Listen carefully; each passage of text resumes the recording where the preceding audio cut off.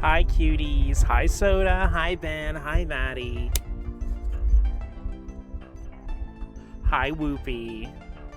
How's everybody doing on this lovely Tuesday evening? Also, I'm just in time to do my trading card game pocket pulls right at the beginning of the stream. I'm a responsible professional streamer. Everybody grab your TCG pockets and check what you pulled today. Doing a pack of Ruler of the Skies. Let's see what we get.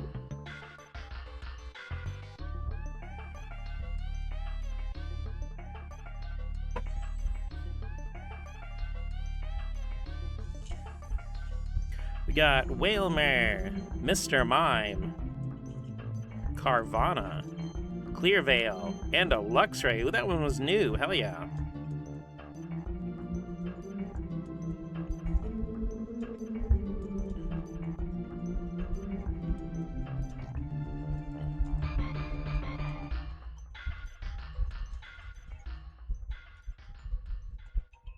Just playing Pokemon Sleep mid-stream.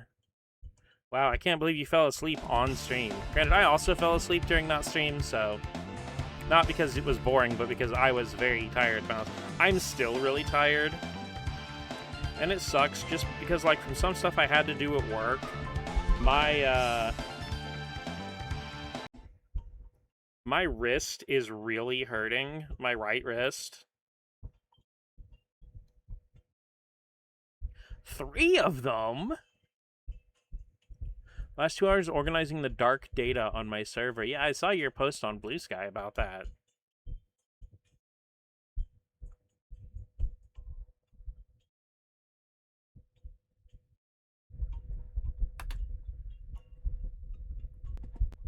But yeah, I do want to catch up on Mario 64 and Jak and Daxter and Mega Man 3 and stuff. But right now, my wrist is in a state where I don't think I can play an action game.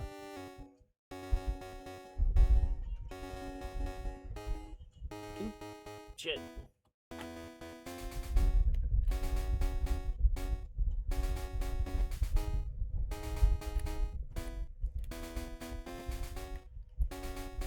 I repeat myself. It's okay, Soda. Listen, as somebody who also repeats themselves and tells the same stories every stream, because I can't remember what I already told, and I can't remember what I told to Maddie and what I said on stream half the time. LD, hi, fellow bad wrist buddies. Well, that's the thing, is like, you know, at work I'm slapping touch screens or typing all the time. And, you know, my hobbies playing video games, and I have to do all my own housework, like washing dishes, and my career thing is like drawing, so that's the wonderful thing about Crystal and a lot of the other older Pokemon games. You can literally play them with one hand. Also, thank you, Ben, for the 5 stream streak. Hell yeah. 5 streaks in a row. Big time streaking. Hi, Rain. How are you doing today on this lovely Tuesday evening? We're playing some Crystal. Probably just going to be grinding up the team and taking it easy.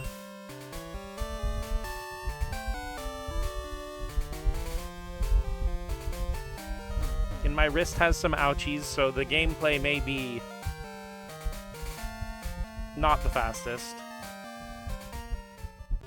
I even dug out one of my lighter controllers, which, like, I'm holding the controller with my left hand and kind of...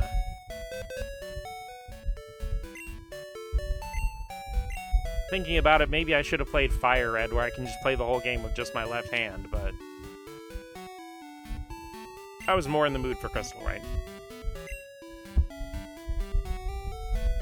Some good stretches out there really help my wrist, especially after surgery. I'll probably do some stretches. Yeah, sending good luck for the Leaf Stone. Thank you, Maddie. Let's see here. I worked on a VTuber earlier. A friend refers to the main theme of the hairstyles Maple Leaf, Banana, and Pizza Slice. It's like that one episode of Panty and Stocking where the monkey just steals Panty's bangs because it thinks they're a bunch of bananas.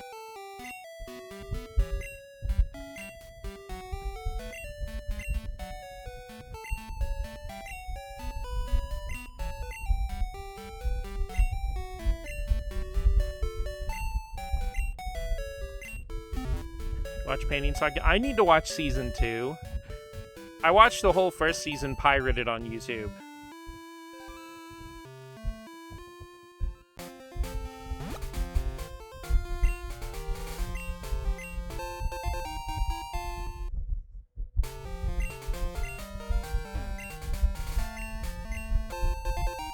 But I mean, like, it's basically a whole anime series about two slutty bad bitches, like, having sex and kicking ass, so how could I say no to that? Infamous 240p re-upload or single episodes are split. It wasn't that long ago. It was after the, It was after YouTube implemented the ability to, you know, upload longer than 15-minute videos. So it was not quite in the era of Naruto Episode 1, Part 1, 480p.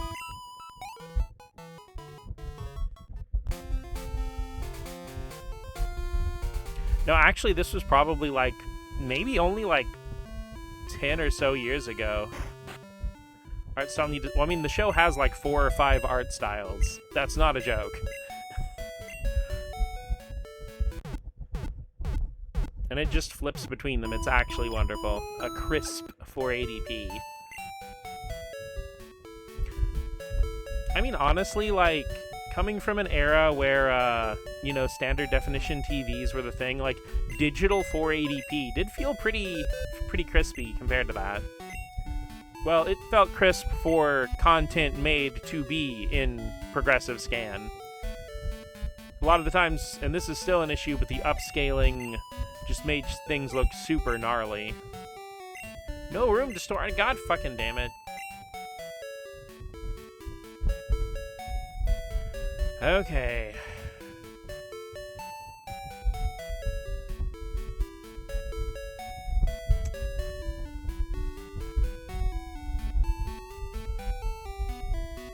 Oh, why are my full heals stored? I'll just keep those with me.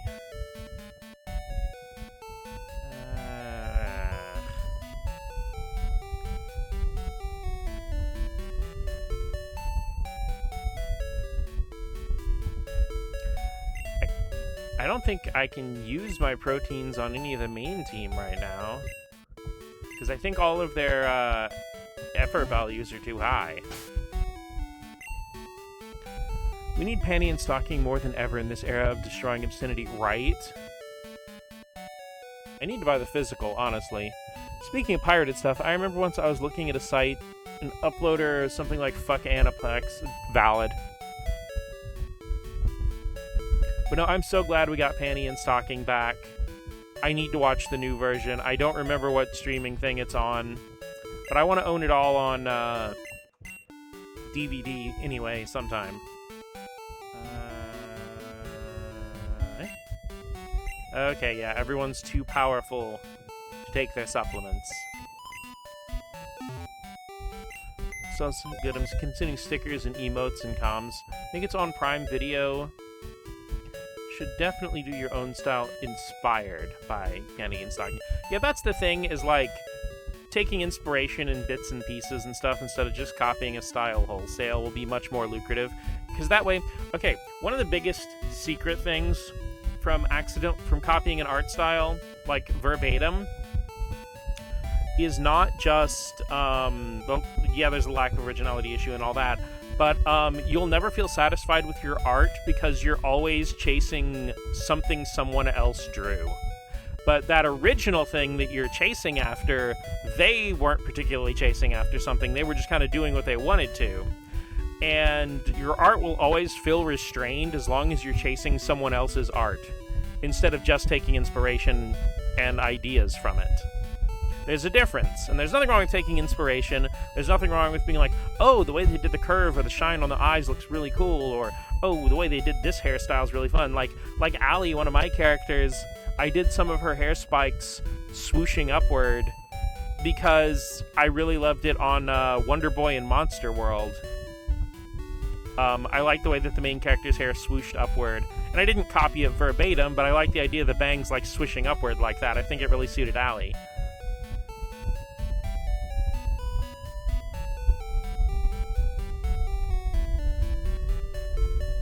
Panty and stockings probably why I dry out legs looking like Pringles cans sometimes.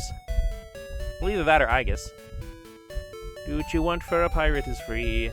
Doing a master study thing? I gotcha. It is a very good shape.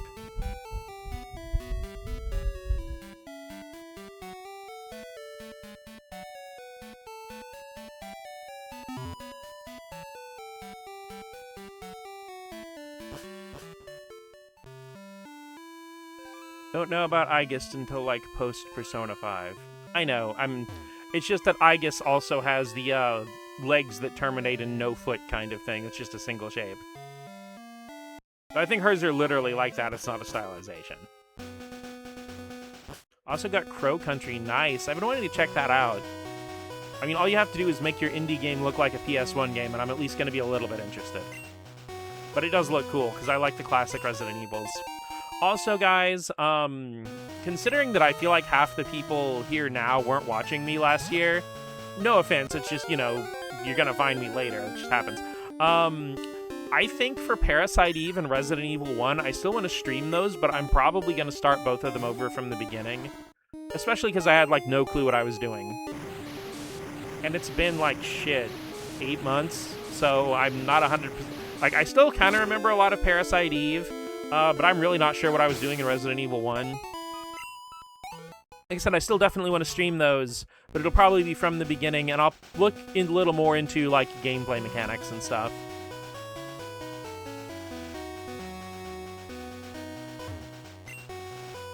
Incorporate elements from PSG like thick lines, angular shapes, and body proportions. Do that without directly copying the style, yeah. Well, I mean, that's the whole reason to do master studies, so you can learn what works for you and what you want to create and what doesn't.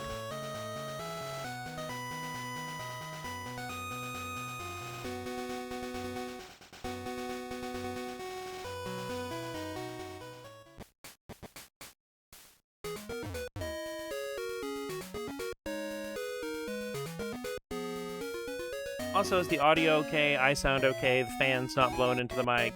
Did not tell you a single thing that happened in Parasite Eve. Yeah, it's probably good for me to start it over from the beginning. That, and, like, neither Resident Evil 1 nor Parasite Eve are particularly long games. Though I will say, it hasn't been as long, but it has been, like, 5 months.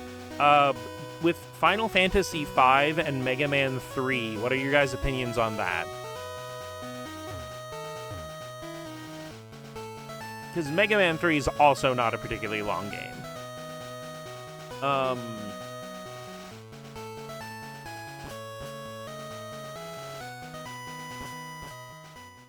Want to have regular style and more doodly style, yeah.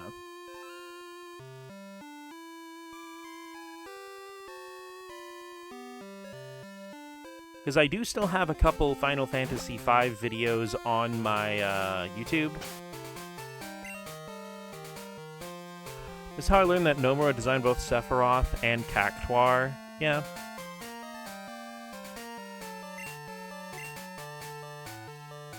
Now, having lots of range is wonderful and fun. But I mean, like, also, because... You know, I think we've all gone over the fact that, you know, when you're working on art, you can be your own biggest critic.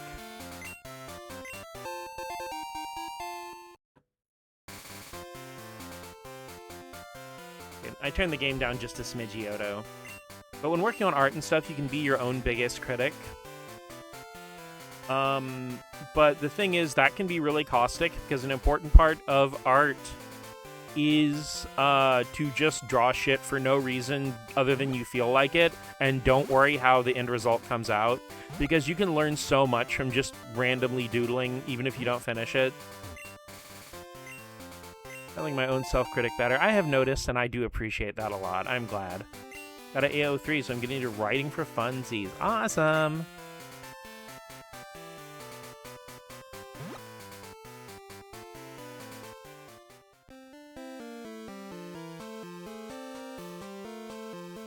I've been very intimate with my inner critic today and screaming a lot and trying to get a pose down.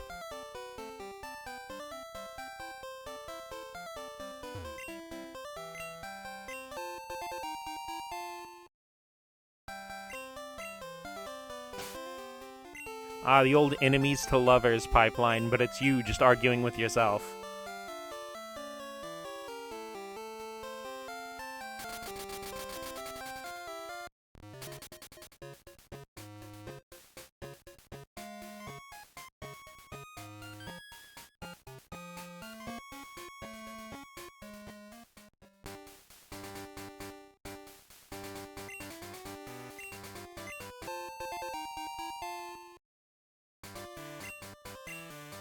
Liz, please call me with Leaf Stone.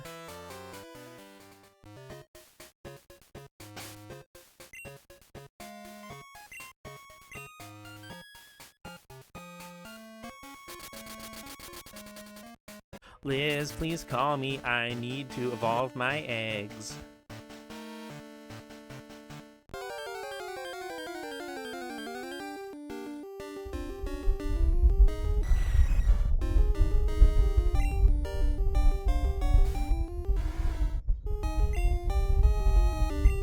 Let those eggs evolve into a tree somehow. I told you, but I got to Bone Beach and Mina the Holiday. Yeah, you told me, I think 2 or 3 days ago, but I'm glad. I need to get back to it, because I have not played it in a while. I'd like to be a tree. You would. Because I'm not that much farther than I was when you asked me, well, not asked, but you were telling me how, you were kind of stuck on trying to get to Bone Beach. Hey, I'm also a mouse who likes going to Bone Beach. I would be wood.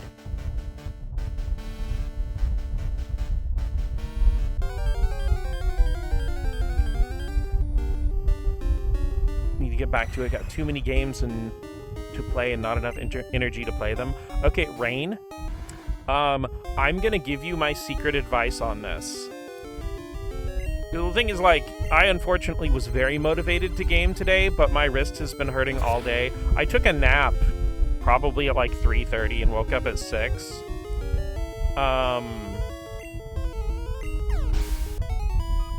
And I was hoping my wrist would feel better when I woke up, but like the wonderful, sexy genius that I am, I managed to scrunkle my wrist into my chin while sleeping.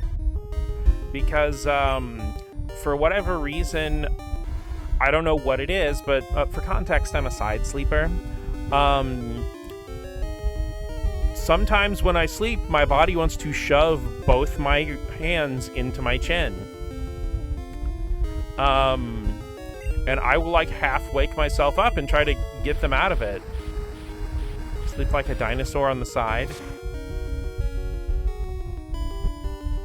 The good old wrist scrunkle. Had to start wearing braces on both wrists. I really tried to get myself out of it when I notice I'm doing that, but, like, it's so hard when you actually do fall asleep. 69 for Cheeto Chew, hell yeah. But no, Rain, my advice, because of the ADHD and executive dysfunction, this will be really hard to get yourself to do anything, even if it's something you really want to do. But I find that, like, I've especially discovered this with streaming. Even if I don't feel like I can do it and I don't feel motivated, a lot of times if I just start a game, even when I'm not streaming it, and make myself play it against my own will for 20-30 minutes, I'll eventually get into the groove and just start playing it and enjoying myself. So my advice is like, oh, I wish I was playing this game, but I just can't feel motivated to do it. Just make yourself fucking do it anyway. And hey, maybe you will bounce off. That's a valid possibility. But sometimes, yeah, like LD's saying, just getting the ball rolling is the hardest part of doing anything. It's like, I mean, I think everybody knows the whole, like, I think it's Sisyphus thing of, you know, pushing the boulder up the hill. The thing is, it feels like you're pushing it forever, but in reality, there is a top of that hill. You only have to push the boulder a little bit, and it feels exhausting, but once you get it up there and it starts rolling downhill, you're going. Like, I have a friend thinking he might be neurodivergent. He sent me a reel about the neurodivergent sleep style and is like, is this real? Yeah, I'm pretty sure it is real. Unfortunately. Where that, but also neurodivergent, getting myself to actually start is the hardest part. Just play Chasm because I bought it for you and I want to see you play it. Because that's the thing is like, okay, yeah, starting to get yourself to start. But, okay, a thing... Shit, give me a sec. Gotta recollect my train of thought here. Matter of momentum, starting's hard. Moving on is hard too. Okay, yeah, I remember what I was gonna say. It is really easy to trap yourself in linear, rigid progression with something and forget that you're a human with free will and that your video games are not a job. You are not beholden to them. So just play them when you feel like playing them. Even if it doesn't matter if you have 4 other games you're in the middle of. And if you pick up a game and you forget how to play it, or you forget what the story's going on, just go find a Let's Play from somebody you like, or a no footage, or a no, gosh, what is it? It's like the footage only with no talking or anything. Like no narration, where it's just the game footage. Yeah, no commentary. Thank you, Maddie. My brain is not doing. No mic. I have no mic and I must stream. But yeah, just find like a no commentary playthrough or one from a, you know, a YouTube creator that you really like and go get yourself caught up on the story, because a lot of times if you page through real fast and get caught up on the broad strokes and just like skip the non-story parts, you know, or, you know, if you forget how to do the gameplay, fuck around for a little bit, go watch a nice gameplay tutorial, because there are plenty of them. Hell, in a lot of cases like Mina the Hollower, like the developer put out gameplay tutorials themselves.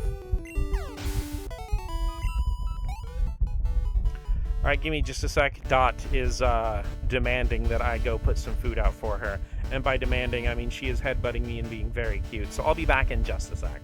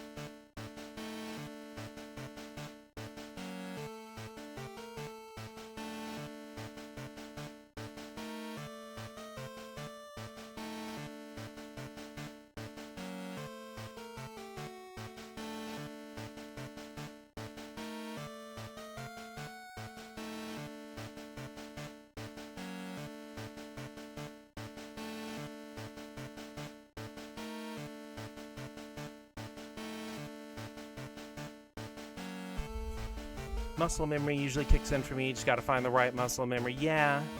Hi, the fuzzballs are fed. Actually, some kittens were born under my house a couple weeks ago, and they are starting to come out and walk around with their eyes open and everything. They are all very cute. Some of them are skittish and don't want anything to do with me, but some of them are just like, oh, hi, big person. You're very tall. Hi. Meows at Mouse House. Yep. Multi-meow melee!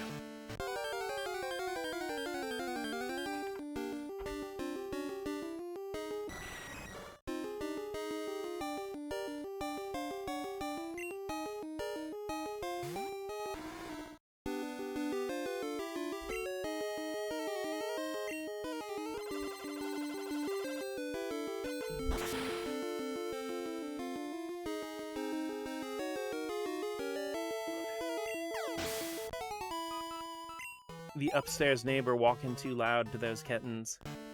Gaming too loud.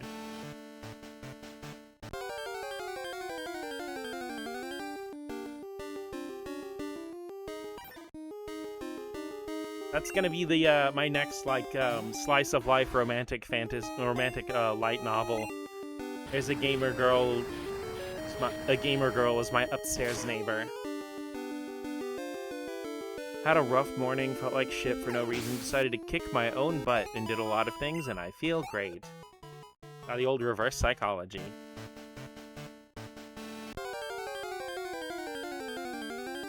No, my, the secret controller of the day we're using for the computer right now is a, Hori Mini Pad 4 for PS4. It's one of the few off-brand sounds bad. I guess one of the few third-party PlayStation controllers for the PS4 or PS5 that I've ever found, and I got it on clearance at Walmart for $5.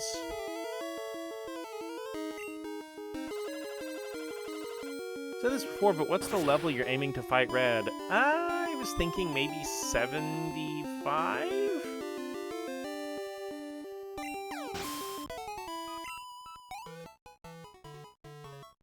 At Dreams Where Crony, my Kami Oshi was my classmate.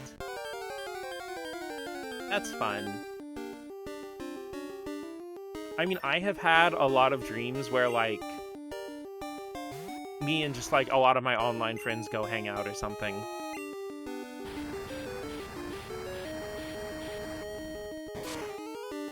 I would like to think that some Mots in some alternate universe is hanging out with all the homies. Like who?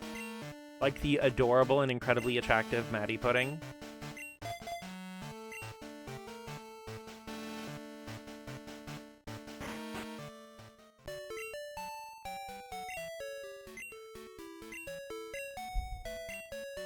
But yeah, the great thing about the Hori pad here that I'm using is a lot of games on Steam actually detect it, and will detect that it's like a PS4 controller and stuff, which is cool. I always love when PC games will actually change between like PlayStation or Xbox or Nintendo button prompts depending on which controller you have in.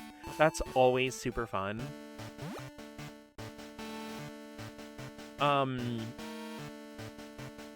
yeah, it kind of has like, it's not exactly an NES or Super NES form factor because it's like kind of curved on top, but it's got a really good D-pad and the button travel's pretty good too.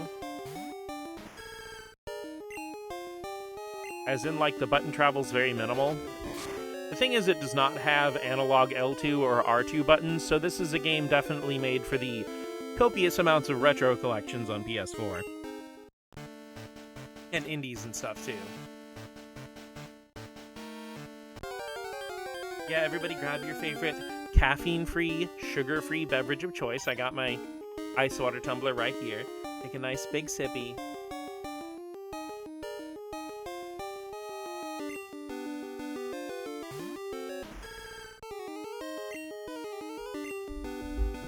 Great things about Pokemon is being able to walk through tall grass and never having to worry about ticks. I mean, you might, but they'll be like 2 feet tall and spraying acid or electricity or something, but you'll also have your own animal with you to battle them, so it's okay. I swear ticks didn't exist until I learned about ticks, and then they're everywhere. My Oshi is my classmate. That would actually be a fun little romance story, like almost like a Lois Lane Superman thing, where somebody falls in love with one of their like classmates at college or something, but they're like super into this one VTuber, and so they're like, oh, I can't imagine having a girlfriend. What do I tell, you know, my favorite VTuber, John? But they don't realize that the classmate that like they're dating is that VTuber, and like she's always trying to keep her like her real life identity separate from her VTuber identity. Light novel, it's definitely not a self-insert. Oh yeah, for sure, definitely.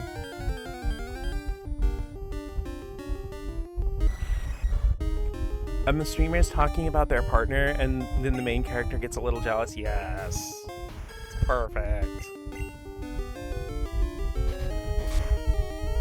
Or their crush. Well, either way, still, it's really good. Slam that bat.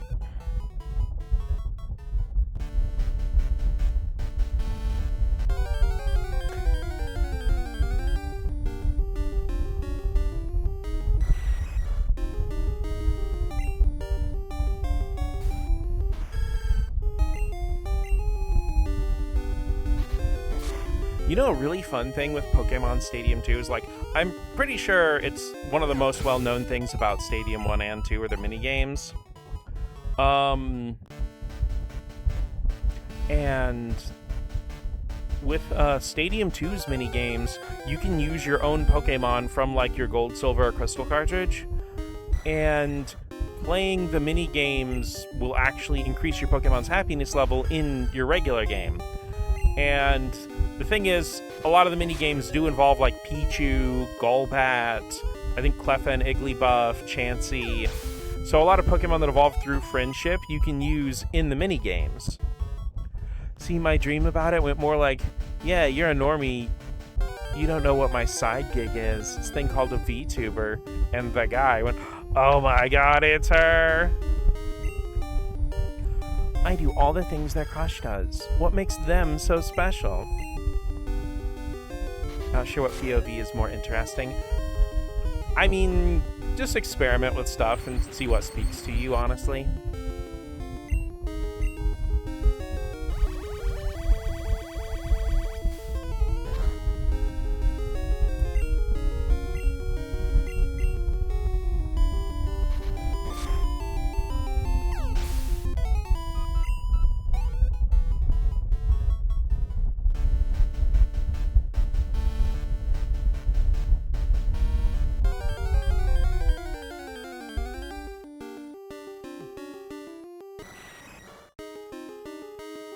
Literally some rando asked what you're right, and well, now I know. Nice.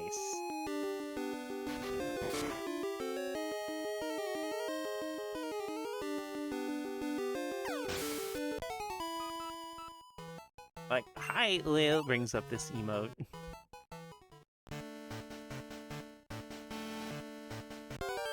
Well, I mean, it knows. It just knows me. No, actually, because I still have Mikea Manga as my, name on Twitch, because even though I've been streaming as mods for, like, a year now, I still can't quite give it up. But obviously I'm probably not the only Mikea, on, like, streaming services. So, the prefix for my emote is MICAI3, and then C for sickle.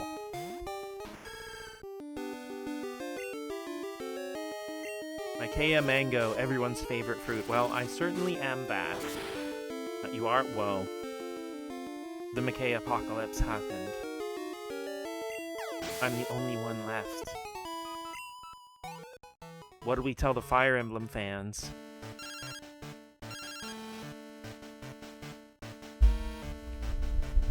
Oh, hello? Arnie calling. Are you awake now, Mots?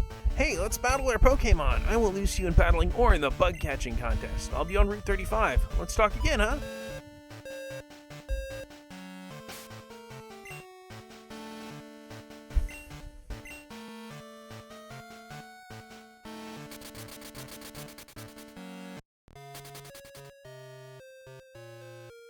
Well, no, actually, I might be the only Micaiah because, literally every other one I've known of or met that has their name spelled the same as me pronounce it Micaiah, including in Fire Emblem.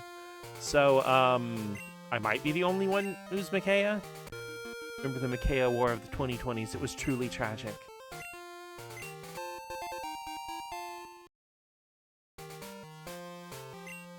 No, 2020 was actually miserable for me because, like, I was working at a retail store at the time, and I was considered an essential worker, so while everyone else was staying at home, resting, recovering, engaging with their hobbies, starting online careers, I just had to go to work every day. It's my turn to win now. I've turned over a new leaf. Every name can only be used once, so it'd be scary if there were two. Oh, my grandkids, this is the Strait of Hormuz? Stuck in uni? Damn. I mean, I can complain, but I really feel bad for everybody who was, like, a kid who was still in regular school and had to go through the fucking plague times. Zoom calls and shit. Huh? I shouldn't have lost that.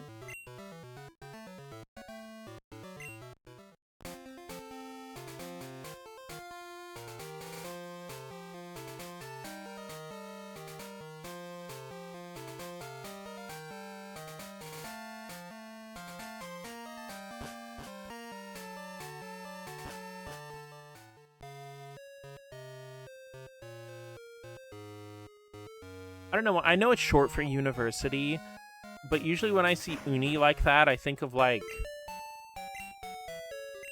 you know, like urchins and stuff like that. And I don't know, my brain just stopped. I was that kid because middle school and going there, bam, COVID happened. Yeah, it's like, it just kind of like fucking cuts right into your childhood. That's miserable. I was in online school from 2015 onward, and that alone was garbage, so I can only imagine how, with the world imploding in multiple ways, compounding on that, yeah. I had a few tantrum while remote, because, like, I do all the homework at 9, check the site, and update stuff following morning at 6 p.m.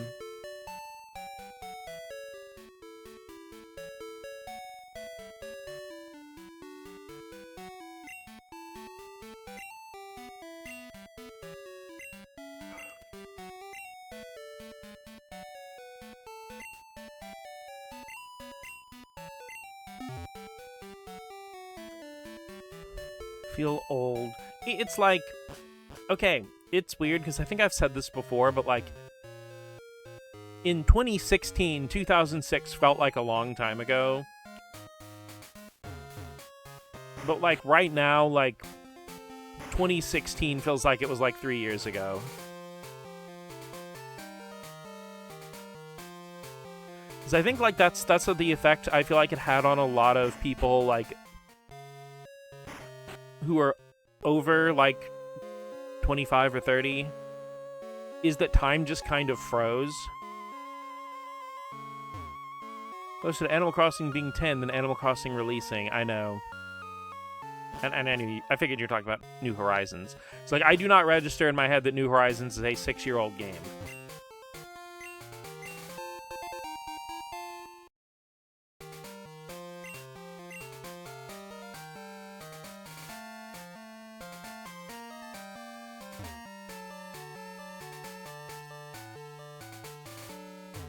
It especially doesn't help if you're active in the gaming sphere, because, like,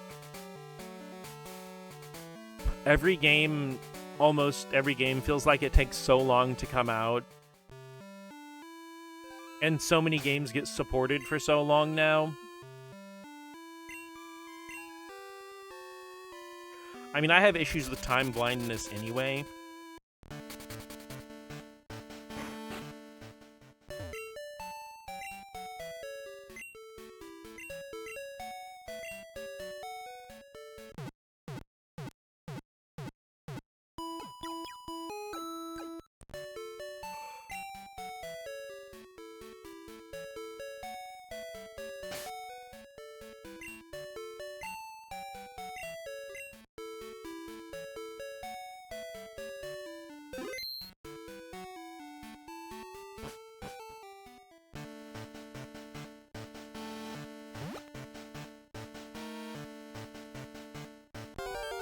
Howdy, land of the living. Hi, Cole. How are you doing today on this lovely Tuesday evening? Just doing the classic grinding and stuff on Crystal, and hoping maybe one day that Liz will call me and give me a leaf stone.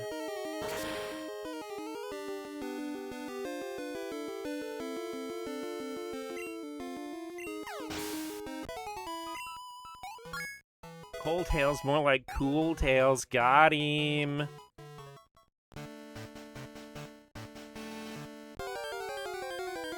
Also, speaking of, like, modern games coming out and stuff, I actually was putting back bits of money here and there, and I had enough to put in a pre-order for Trails in the Sky 2nd chapter. I am very happy. Estelle from, like, the first 2 Trails games is a character that means a lot for me.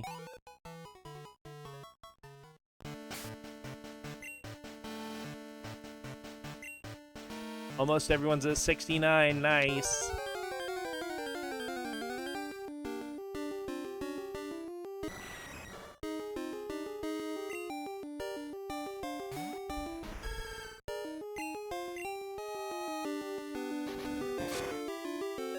My banks offer cash back on Twitch coupons. That's amazing.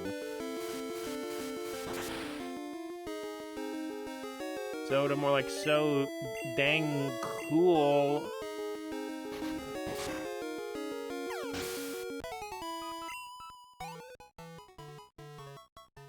Oh, let's go ahead and do our cow battle.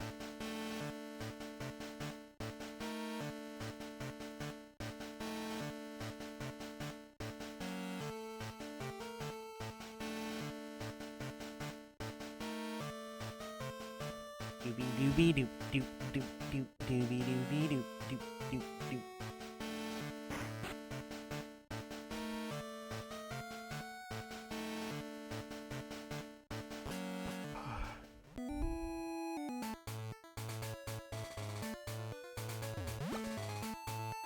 So, what games has everyone been working on and playing and stuff lately? Or if not games, what shows have you been watching?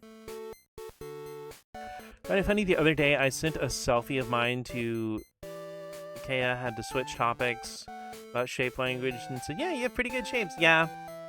Still working on Rebirth, Ben. That's cool.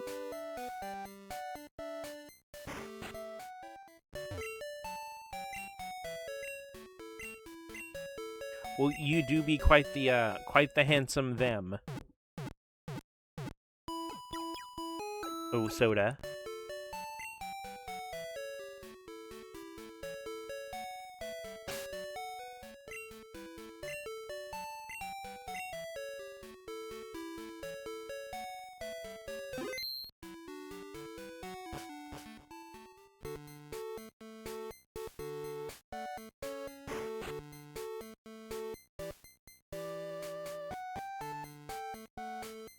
Decided to resume my shiny hunting in Pokemon Sword.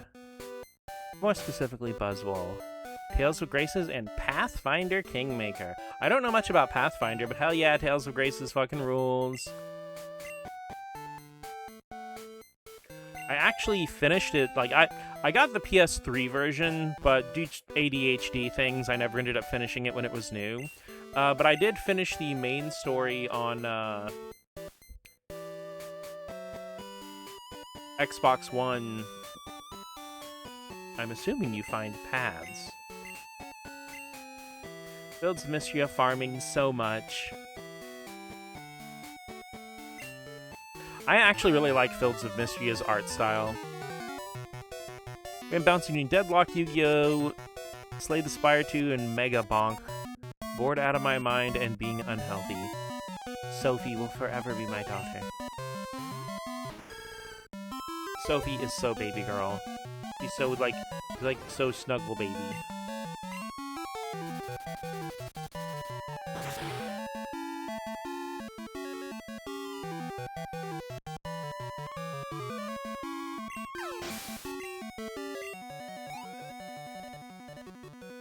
And I'm guessing are you playing the PS3 version of Tales of Graces, Cole, or are you playing the remaster?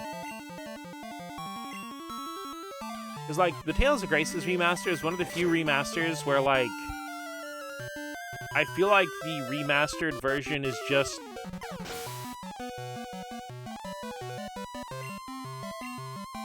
like, it loses nothing and adds a bunch of quality of life, so... Bouncing... The big fat 1-0.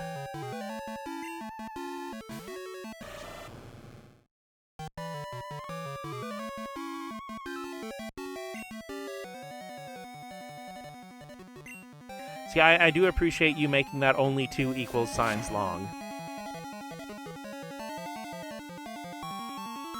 I don't want to blow out my trachea or something. Started reading the web novel by the writer of Valhalla, Forsaken Gaia. Cool. New mic wire came in, so hopefully I won't have to deal with it randomly deciding to crunch up from now on. I hope.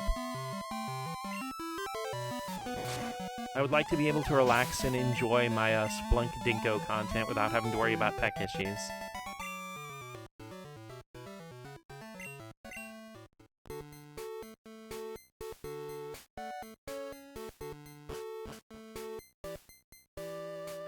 Get HD rain, high quality.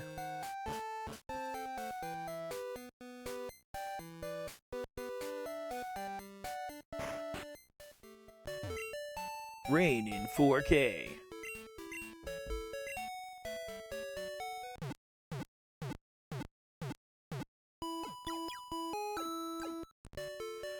Also, this is a random thing, but I do find it funny that, like, so many slang and meme things are just old things resurrected with new names. Like, the whole caught in 4K thing is literally just the exact same as the whole caught on film thing from, like, the 80s and 90s.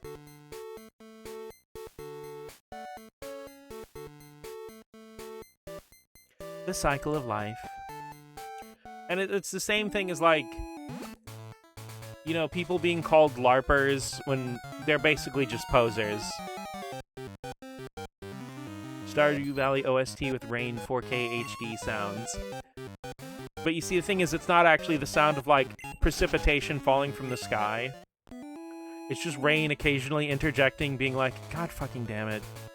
God, what is this? Hey, we should probably end capitalism. And other things Rain says. History doesn't repeat itself, but it does rhyme. Memes control history. Nanomachines, son.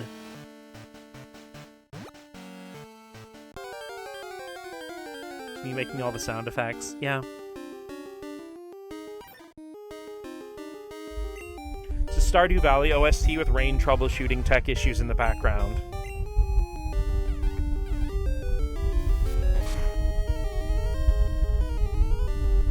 Good argument, Senator, but why don't you back it up with a source? The source is I made it the fuck up. You know, someday I would really love to live in a world where games like Metal Gear Rising and Final Fantasy VII are considered quaint and outdated and not perpetually relevant.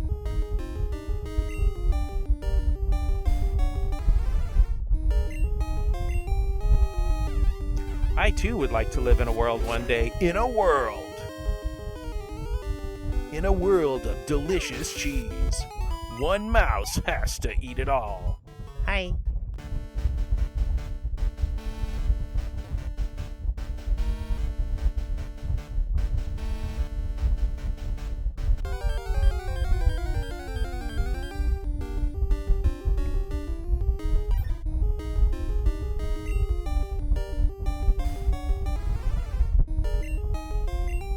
See, that's gonna be my secret 5th job. I would actually, unironically, love to be the cool voice announcer for trailers and stuff like that. Do they even do cool voice announcers? I haven't watched a movie trailer in a long time. Because from what my mom has said about movie trailers, granted, this has been like over 5 years ago at this point, but you know, she was watching some trailers like, well, I don't need to watch the movie now. They spoiled the whole movie. Guess that saved me about 2.5 hours. POV, you try to play Stardew Valley co-op, but Rain has tech issues 50% of the playthrough. This movie will make you lactose illiterate and your tummy hurty. You do a good job, thank you. My voice can go like all over the place, so it's my secret technique.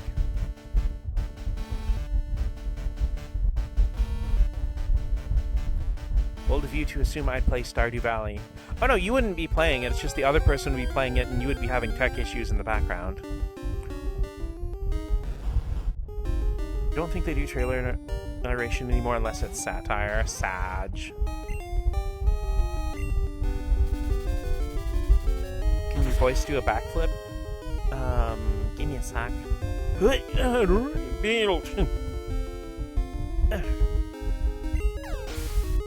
God, I'm not lactose intolerant. Catch my drift. I would have died a long time ago because I would have just kept eating cheese and drinking milk. No god nor demon can come between me and my dairy. That was a flip in some direction. Hey, literally any studio, hire trans women as voice actors. We do voice training already, and acting is basically our lives. We're overqualified. I mean, a lot of trans women do get voice acting jobs. A lot, actually. Also, fun fact, I'm pretty sure most people probably know this already, but Yu-Gi-Oh! Abridged series creator Little Karibo actually came out as trans. Her name is B now, B-E-A.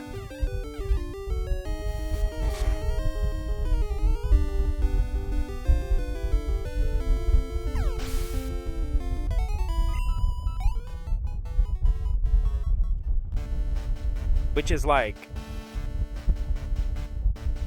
not funny, haha, but just amusing in the way that like, always kind of had a little bit of feeling. Recent bit of news I was not aware of. Like, it's very recent. I think she came out like maybe a week or two ago. But that also creates the interesting thing of the amount. If I had a nickel for every trans woman that has voiced Yugi's grandfather, I would now have 2 nickels. Like the recent trend of Petra Parker, yeah. Memory serves around, I think Abraham Tower in Shadow the Hedgehog's voice. Yeah, he is voiced by a trans woman because it's the same trans woman who voices Yugi's grandfather, voices Sayo in Yu-Gi-Oh! GX, or Sartorius, I think, is what they call him in the English dub. She voiced Meowth in Pokemon, which is probably her most famous role. Petra Parker's been all over Blue Sky recently, and I love it.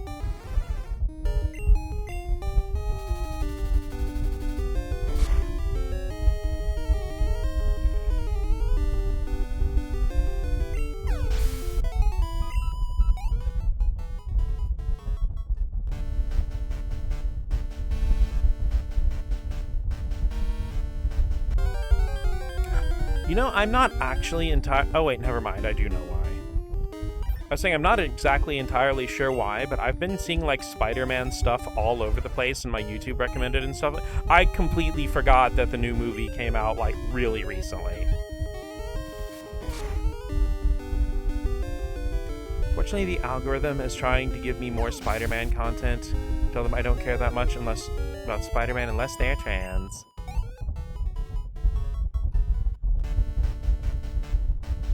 I mean, I like a lot of the Spider-Man video games, but it's like, my neurodivergency makes it hard to concentrate on non-video game related things a lot of the times. Because like, somebody was asking me, it wasn't about the Spider-Man movie, this has been like a month or two ago. There's another movie that came out that was a fairly big movie, and they were asking if they were making random conversation. They just asked if I'd seen it, because I just happened to be standing around some other people. And I was like, oh, I don't really watch a whole lot of movies. You know, the only ones I've seen recently were probably Detective Pikachu and the Sonic movies and the Super Mario Brothers movie. And I realized the only movies I had sat down and watched were all the ones that were video game adaptations. It's like I didn't even know I was doing that until I listed off the ones I had seen recently. Getting up on Gundam Witch from Mercury, I really do want to watch that, actually. I know it's a really important series to Juniper, a longtime friend from Kubi's chat, who is also a lesbian. Gundam is better when it's Yuri. I mean, a lot of things are. That's why people love Tales of Vesperia so much.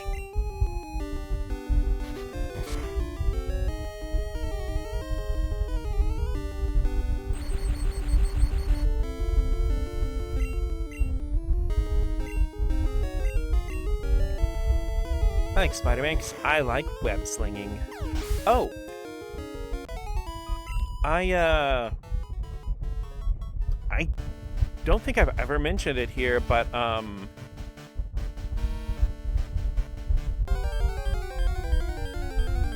I actually found a PS4 copy of Miles Morales, the Insomniac one, at a thrift store for $4 because the box was completely fucking obliterated. And the game disc was in perfectly fine condition, so I just bought a set of replacement PS4 cases off of eBay, put the slipcover, which is still a little bit torn, but I put the slipcover in the disc in the new case, threw out the broken old case, and I have a perfectly fine copy of Miles Morales for $4. Might watch it getting to the Japanese because the VA for Miorine in the Japanese also dubs a character I really like in Blue Archive.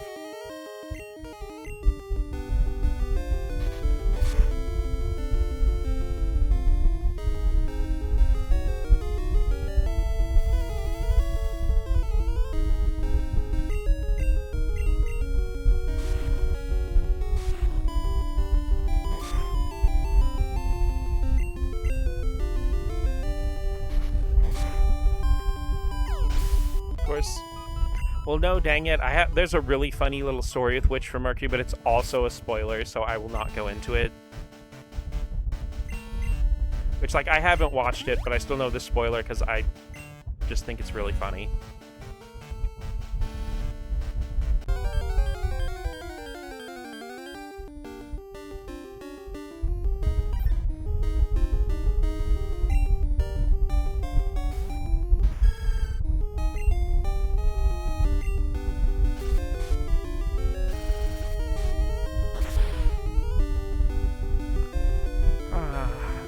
know, it would be funny if this game actually kept up with, like, how many of each Pokemon you've ever defeated in battle.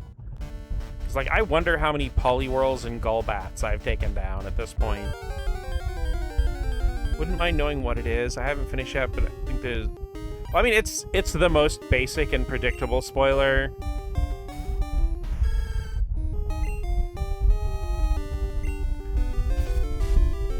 But, gonna make that race extinct. Thankfully, there are plenty of Poliwhirls. You see, the thing is, yay! Okay. Probably like 5,318,008, somewhere around there. Well, no, keep in mind, Pokemon don't die when you defeat them in battle, they just faint. So, my assumption was always that, like, you know, they're pretty exhausted, they go rest up for a while, so you probably end up, like, having the same Pokemon come back to you for the rematch. DM a very powerful plush. Go to a farm upstate.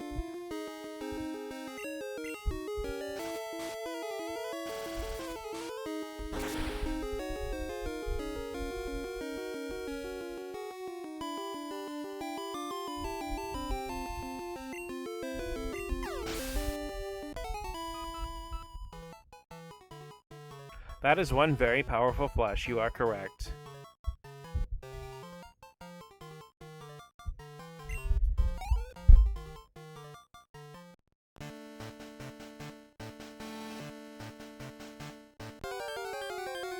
I do like that in Scarlet and Violet you can catch Pokemon that canonically have a body count.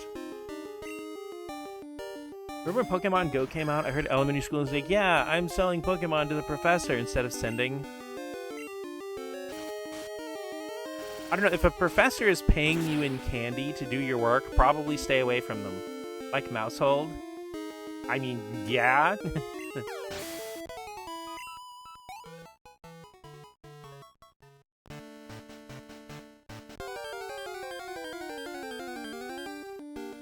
When will I get to be a Mousehold instead of just a lonely mouse?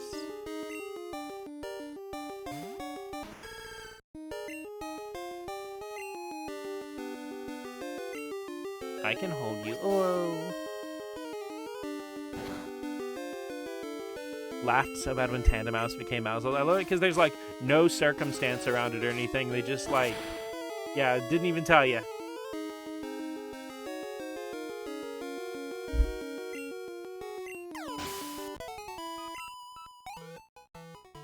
You see, it always makes me a little sad that Population Bomb,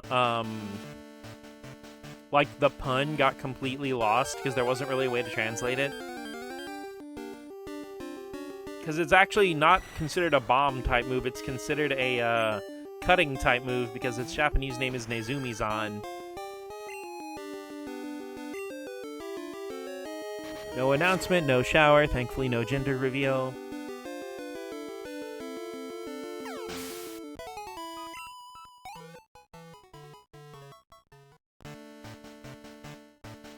Well, yeah, like, I'm not the one who gets to decide my baby's gender. They can figure that shit out on their own.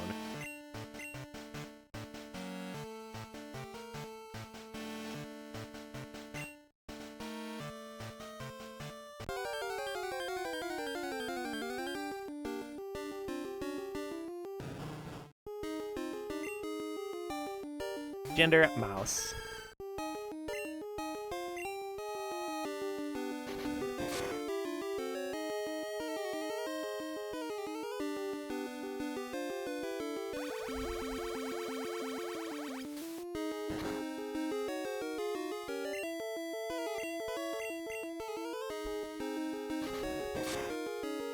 You know, I do find it interesting that the Switch 2 Pro controller is, like, a standard official controller that actually has, like, back panel buttons. You know, like, it has buttons on the grips that you can map stuff to. They cut the gender reveal cake. It's cheesecake. Mouse gender.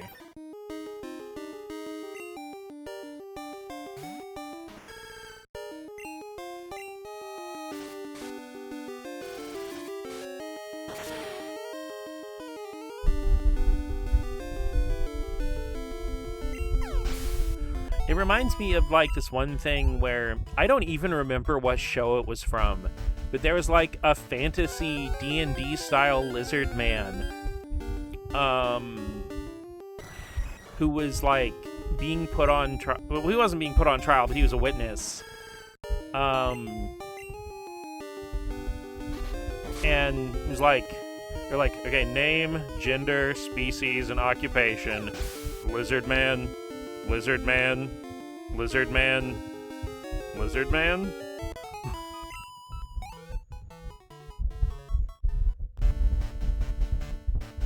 Now my gender is vanilla ice cream cake. Have you ever seen a turtle get down, jamming and slamming to the new swing sound?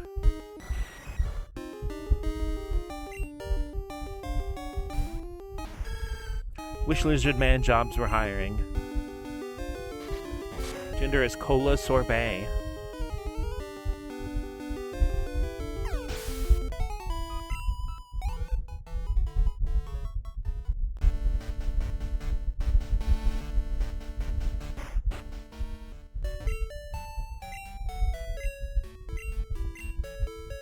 Gender is rainbow sherbird.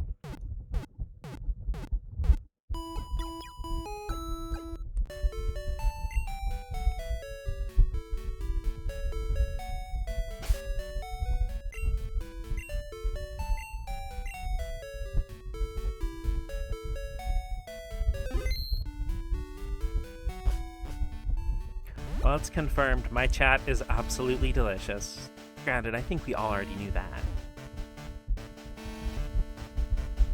So you can hype videos on YouTube. Check out we're hyped, and the thumbnails are mostly AI generated. Yeah.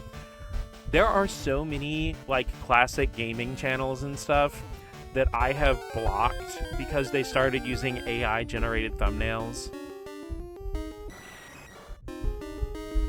And it fucks me up because, like, dude, you're discussing actual games in the video. Just use a fucking screenshot of the game. It's because, like, there'll be these AI-generated thumbnails with fake video game screenshots when it literally would have been less effort to just put one of the screenshots of the game you're already gathering footage for as the thumbnail. Oh, the horror! And funny, so my last name being an ice cream.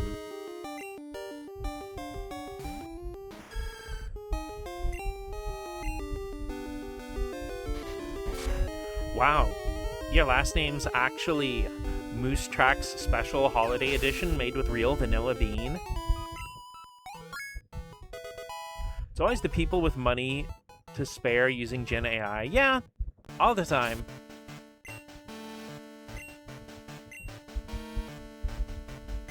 Gonna say Moose Tracks is because Moose Tracks is fucking delicious. You know, I have not had, like, real ice cream in a really long time.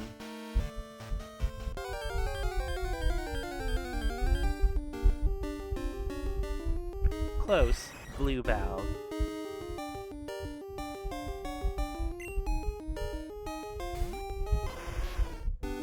Because you're the belle of the ball? I saw a graph to show people how rich Musk is compared to other people.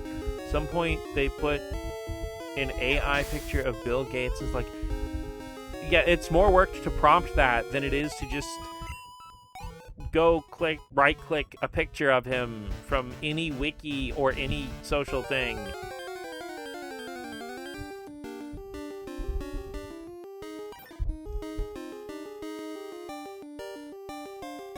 But it's like, it's always like either completely clueless people or completely terrible ones that use AI. And it's like, it's like Maddie said, it's like, I don't remember the exact way they worded it, but it was something along the lines of like, you know, like every terrible person just goes for the royal flush. They just try to get every single terrible person thing. That requires even having a singular thought. Yeah. And that is asking too much from those kinds of people.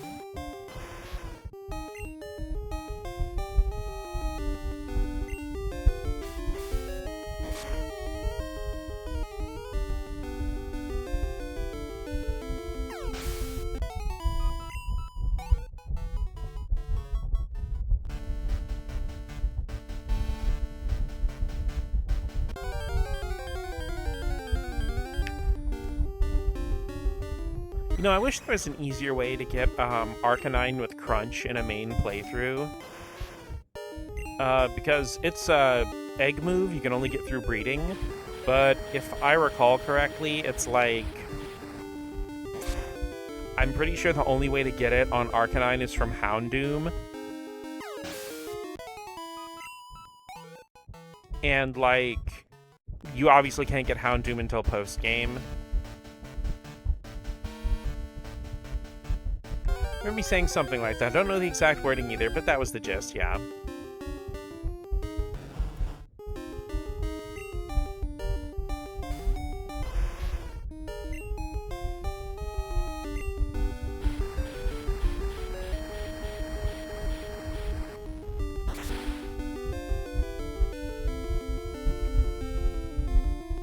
Every awful person has to sample each awful.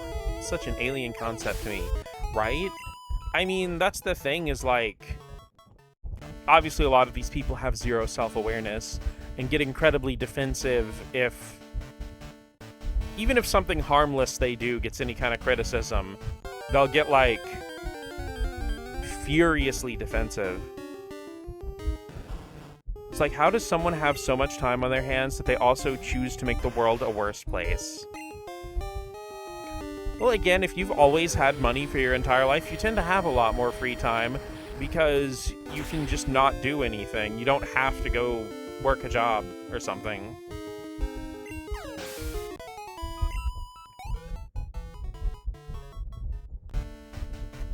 People gain so much from doing something as simple as self-reflection. I wish more people did it. Honestly, very much so. You know, or also, in addition to self-reflection, maybe reflect on why people are saying or doing a thing to you. Or not doing, but, you know, like for example, if, you know, you're an older person using generative AI in something or showing something like that to one of your kids, and they're like, I hate that, don't do that, generative AI isn't, you know, it's bad. Instead of getting defensive, maybe consider why they're saying that to you, and maybe that they are saying that for a reason, because very few people say or do things for no reason. Very few people legitimately go around saying or doing things just to start a fight or just to cause problems. It's easy because they're jealous of how correct and attractive I am. I mean, we all are, but the rest of us manage to get over it, so they don't have an excuse.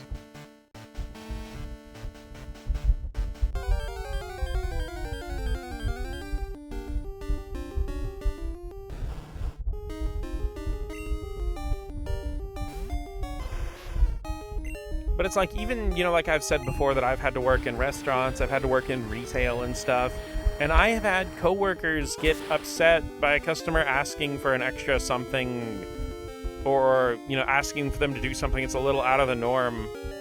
And I'm always like, maybe that person's asking for a valid reason. It's especially when it's something that doesn't even hurt you at all. Mods? It's me, Dana. Right now I'm on Route 38. If you're close by, let's battle. I'll be waiting for you. See ya!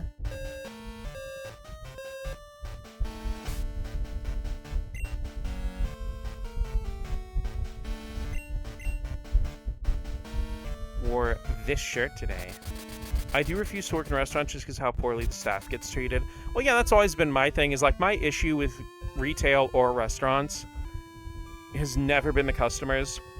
Most places I have worked, it is amazing how much better things get if you just literally explain yourself. Like, instead of saying customer, oh, wait a minute, be like, oh, hey, we're having a little bit of an issue with this, so it might be a sec. You know, if you explain something, people respond to things much more calmly. Most of the time, customers that I have had to engage with have 95% of the time been alright. I mean, I've had some get pissy at me and stuff, but I even had people come back and apologize and stuff, which I did really appreciate. But no, it's almost always the management and upper management that make working at something like that miserable. So many awful people are the most transparent projectors, factory fresh window panel level transparency. Everything that they accuse others of, they're doing themselves doubled and given to the next person at best. I think I'll go sleep now. Have a good one, Soda. I hope you get a very eepy, comfy, restful sleep. You're really late. I'm eager to get going. I used to work in a custom framing job I actually kind of miss. Refused to go back because it paid $10 an hour. Ugh. Yeah, that's another thing, is like, of any of the jobs I've worked, the more they pay, the less stressful they tend to be. Because the worst job I ever had was also the only job I had ever worked that was minimum wage.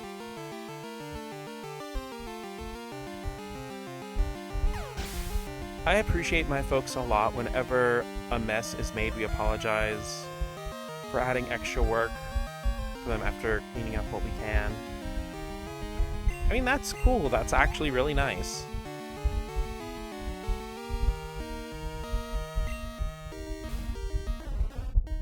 Swipe, swipe.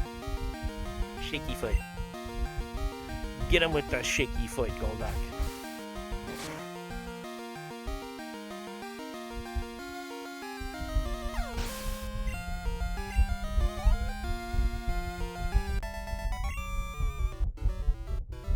I see, so you battle that way.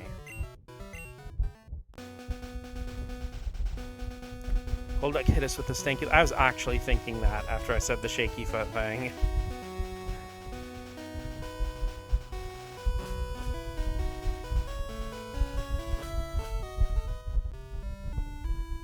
Golduck is one of those Pokemon I'd really like to use on a playthrough. It's like I just haven't.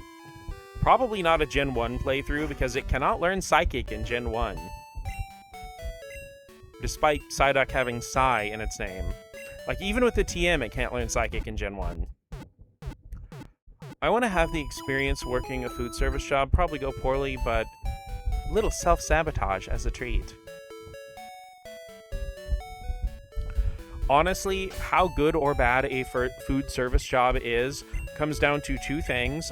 One, if the place is consistently busy, and two, the management. Golduck has the old man bones feeling the rain is coming. Yeah, she's right there.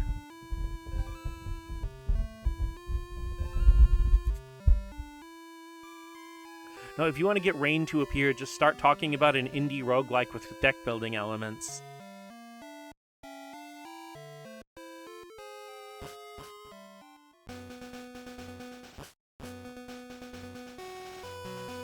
You know, just whisper into the microphone.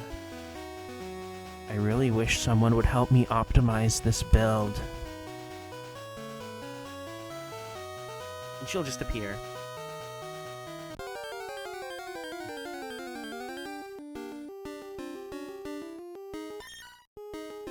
Why am I out here fighting level 16s? What am I doing? Standing like 10 feet away from the Golduck, waving enthusiastically with a stupid smile on my face.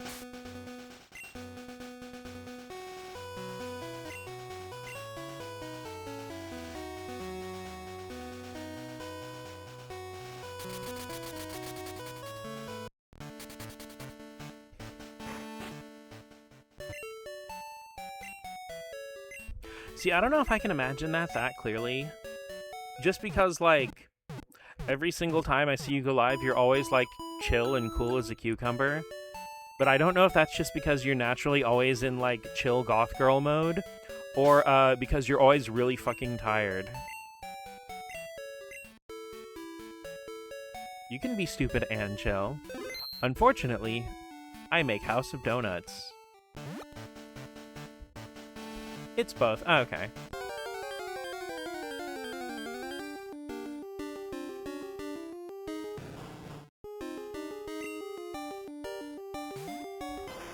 No, would you, Maddie? Because generally you tend to be one of the smartest people in any given room you're occupying.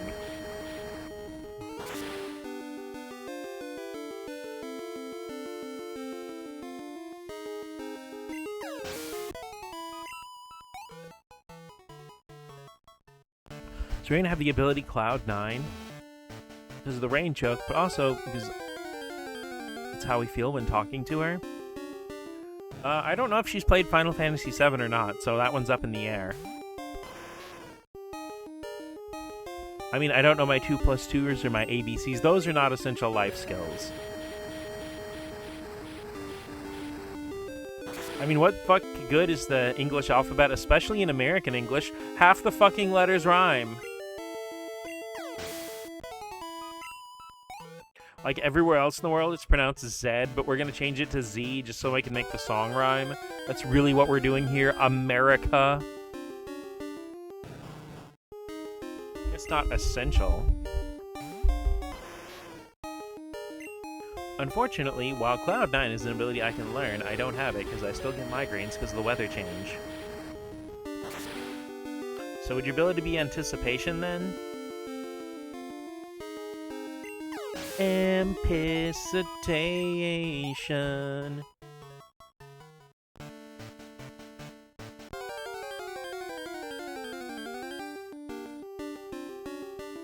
Or Airlock. Airlock is also how you greet the thief from Final Fantasy VI in German. fundamentally useless to me. I mean, the ability anticipation isn't particularly useful in the games either.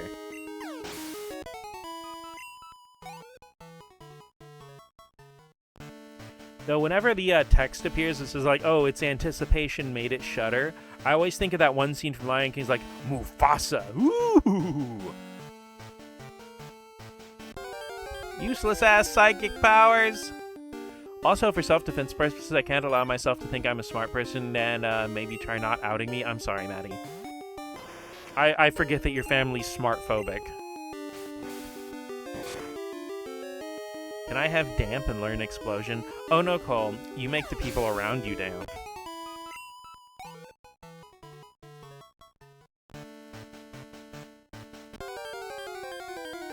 Mostly because you're hogging the umbrella. Please give it back.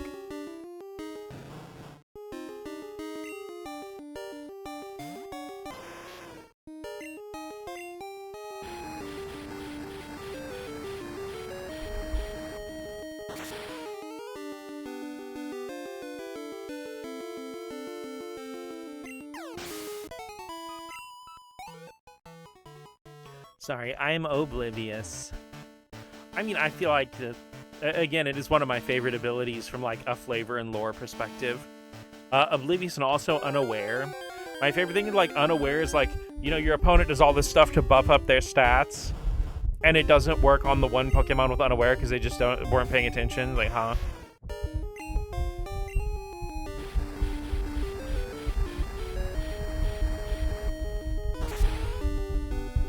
But no, I do find it fun that with Oblivious, they also added in, I think in Generation 9, added in the fact that it also gives you immunity to Intimidate.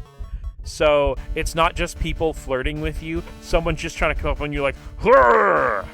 Yeah, you want some, punk?" And you're like, huh? Hi.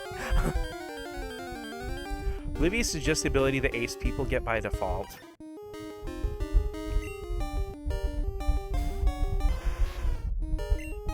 You know, Rain, I saw an old Tumblr meme screenshotted somewhere, and it made me think of you. But it was like the thing where, like, I think it was like from the writing prompt thing where it's like, you know, two spies who both don't know the other one's a spy, continually trying to seduce one another, but they're also both asexual. And they get, like, increasingly frustrated that none of their seduction techniques are working.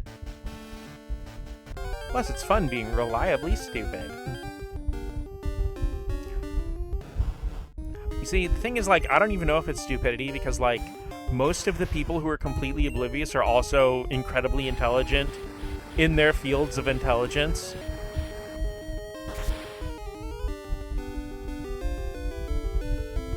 Sounds hilarious. Like, yeah, that very much made me think of you as very a right up your alley kind of thing. Because, you see, the thing is, like, I guess you guys get a little mini rant and stuff like that. But it's like one of the most tired tropes, and this is not an exclusively Japanese thing, even though it gets blamed on anime a lot. Because it's like, it definitely occurs a lot in, like, a lot of manga and anime and stuff, but it's like, you know, the sex jokes are usually a woman getting harassed or something like that. And then the harasser, usually male, receiving some kind of violence as retribution, even if he didn't do it on purpose. And it's very tiresome. And the thing is, like, it is really easy and fun to make sex jokes that do not involve that. And it's like, they're oftentimes a lot funnier when every character gets to be a little bit in on the joke. Like, I think one of my favorite subversions that, and it hurts me that I don't remember which anime this was, and like, you know, the main character dude, like, stumbles, falls on a girl, accidentally grabs her boobs, and, you know, they end up in the compromising position pose. And he gets like, "Oh God, I'm so sorry." And she gets really mad, not because he did that, but because he walked away and left without finishing it. Like, what are you doing? Come back! Wait, they're trying to intimidate me? Since when? They came in asking if I want some punk, and I'm like, yeah, I don't know what that is, but I'm willing to listen. I like people who are a little dumb, and I like acting a little dumb. It's freeing, but honestly kind of healing to not care if people think highly of you or not. That's fair. The exchange between DBZ Abridged, Krillin, and Bulma. Bulma's passing off the detonator to him.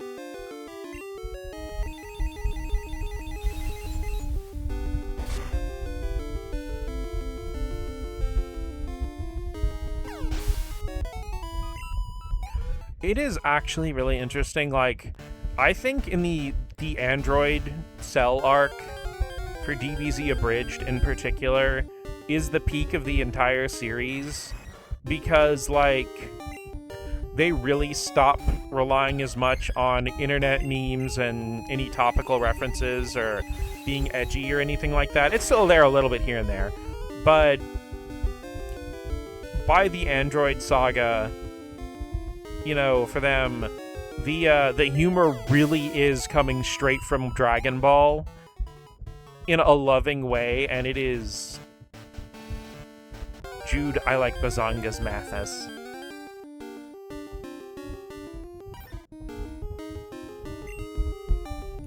Now, the Android Cell Saga is easily the best season of the show.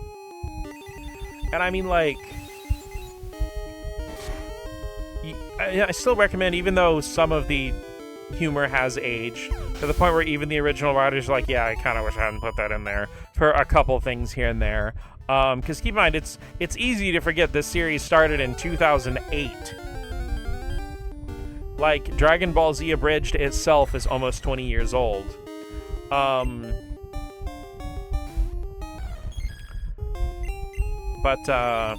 You know, if you can push through that, and do keep in mind when it came out,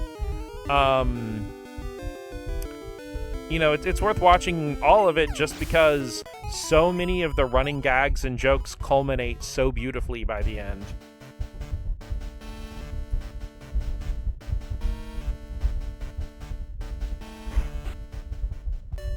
Also, fun random fact for me with Dragon Ball is that Krillin and Android 18 were two of my favorite characters long before I ever knew that they ended up as a couple.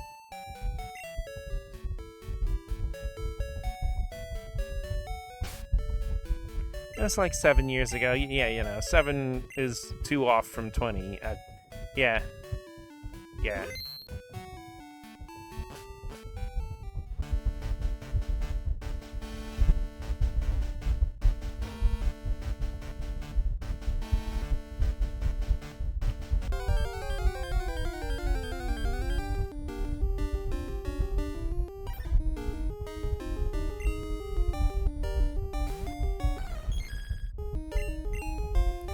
Also, it's so messed up of you that you took away my artist badge and haven't given it back. I kept trying and it won't do it. I will go back into Twitch after stream today and try to see if it'll let me put it back on, but it won't do it for some reason. A likely story. I mean, like, Twitch has been suffering from fucking vibes-based coding for a while now, so...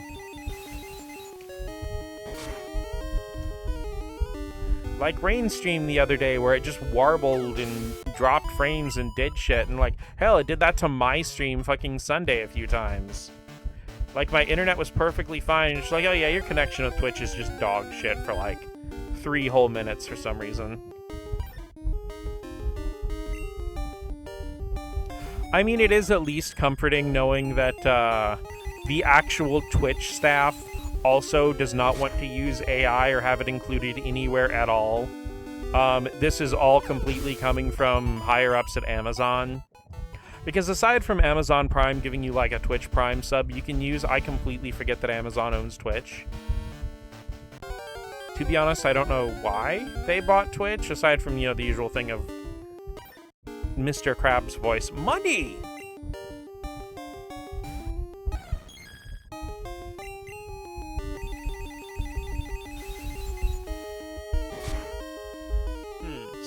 So...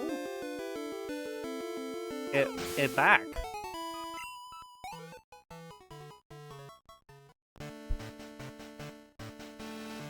Maddie's magical. I mean, we all knew that, but the Maddie magical minute.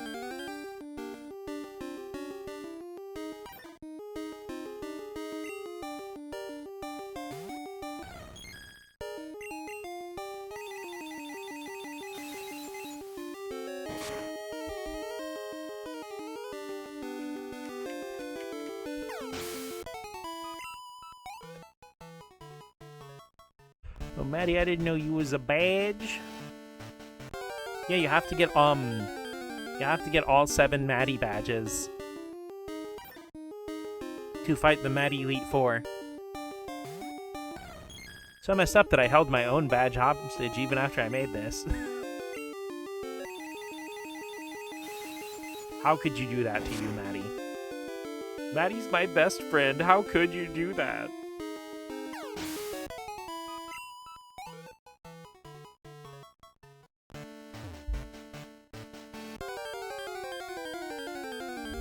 I'm a monster. A pocket monster. That checks out because pudding has 8 letters in it. Yeah, the proof is in there.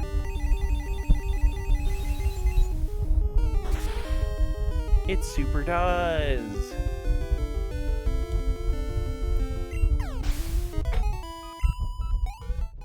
Well, I mean, I did say 7 because the 2 Ds are 1 badge. You actually have to get the double D badge.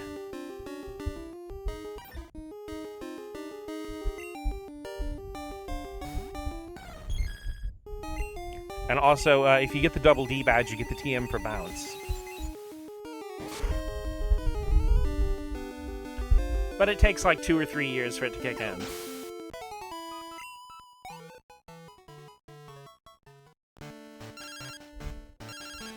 Hi, Liz. Good evening, Mots. This is Liz. Are you awake? Listen, listen. Goldenrod Gym's Whitney began battling only a little while ago, but the Pokemon League chose her as a gym leader. I bet she must be totally talented. Okay, I'll call you later. Apparently, I had custom badges turned off.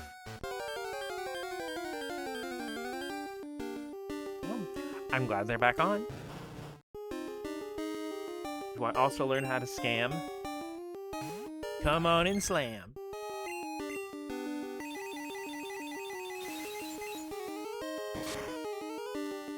I opted to do the secret path that avoids the double D badge. Could not be me. You only get the Ed badge.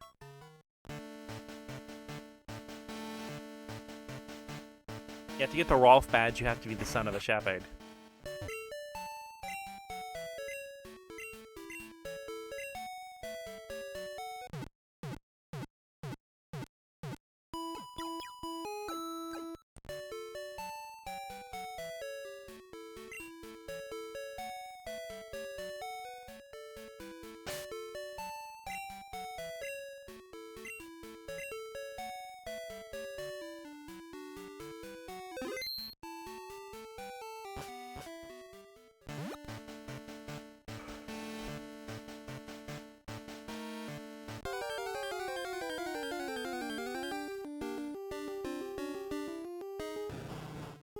Get the Eddie one, but I'm a bit too short.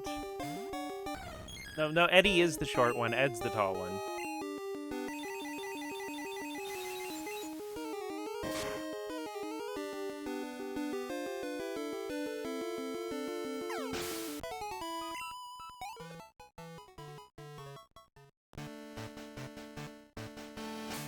Yeah, I gotta see how much EXP that actually is. 21. Could get there with 1 more cup of milk.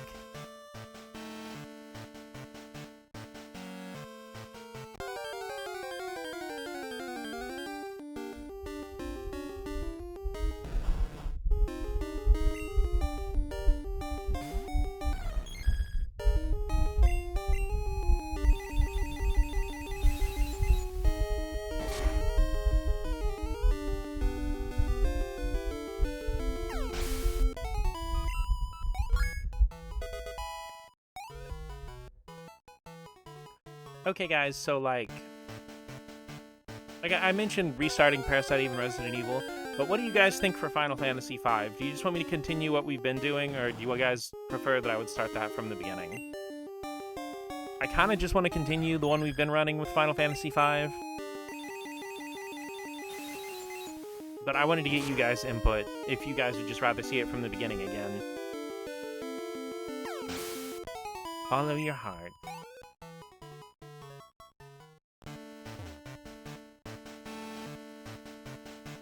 Also, it is a game that's like 40 or 50 hours, so it's not like with Resident Evil 1 where I could probably like run that in, you know, 3 or 4 streams. If I do like full 4-hour streams. So as I remember, drinking camel milk as you're growing makes you super tall. What would other secret power other milks hold? I think Final Fantasy V we were pretty far in. How much do you think we have left?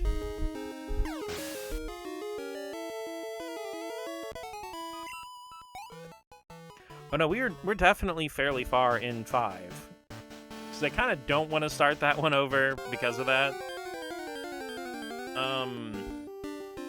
I think I'm actually looking at my YouTube channel real quick. Because I feel a little bad that I have played almost nothing but Pokemon for the last, like, 2 or 3 months.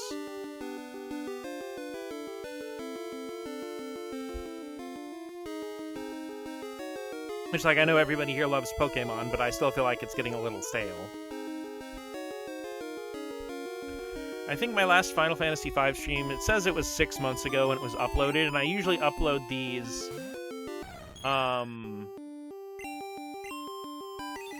like, the day that I finish the stream. So it usually uploads to YouTube the next day.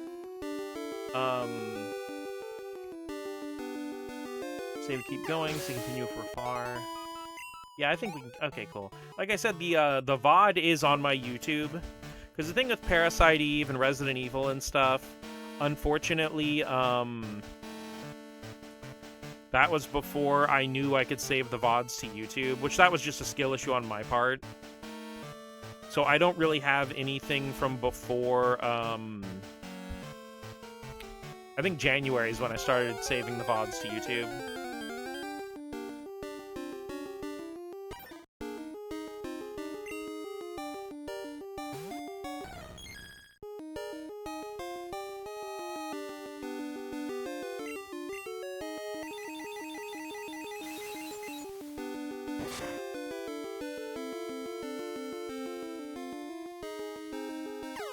But, yeah, like, I still have quite a few Final Fantasy V videos on there.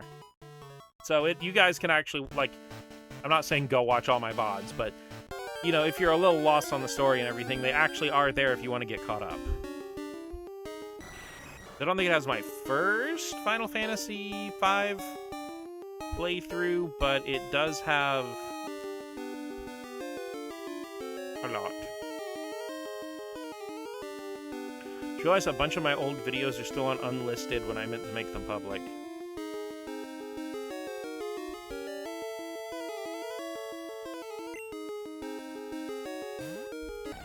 It's funny that, like, YouTube's like, oh, it's not made for kids, right? And I'm like, I literally say fuck, like, at least twice an hour.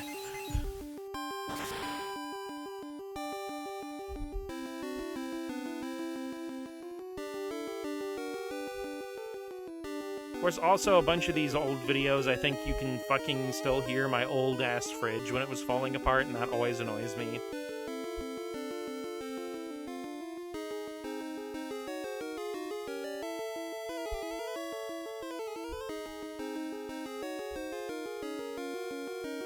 But okay, yeah, I put all those on public instead of unlisted now, so... Feels like my version of you sending me your spare animal. So I had fun with the routine of leaving a comment every time. Your version of sending spare animal. I do enjoy your comments on every video. Honestly, it's very fun.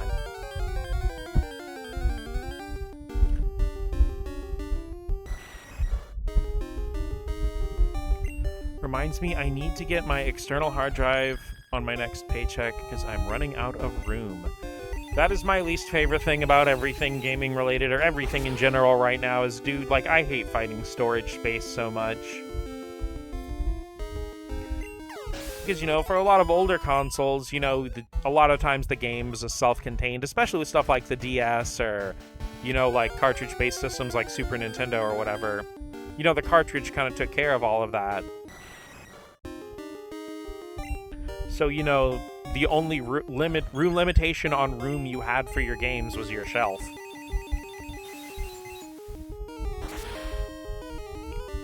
And it's like, even with memory cards, you know, granted, back in the day, going and buying another memory card for your PS1 or PS2 or GameCube was like $20 and not $300 fucking dollars for a hard drive that used to be $120.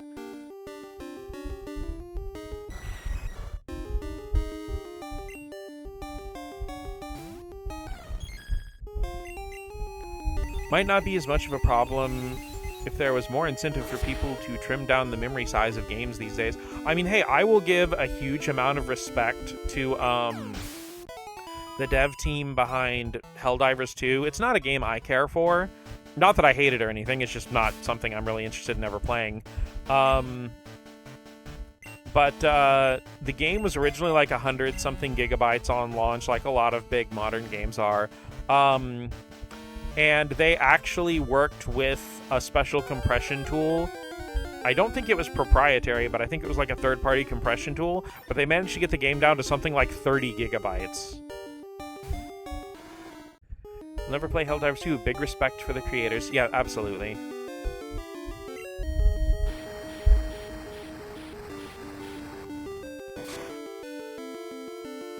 Like, hey, I'm glad they found their big success, even though Sony seemed to be trying at every single opportunity to sabotage it for them.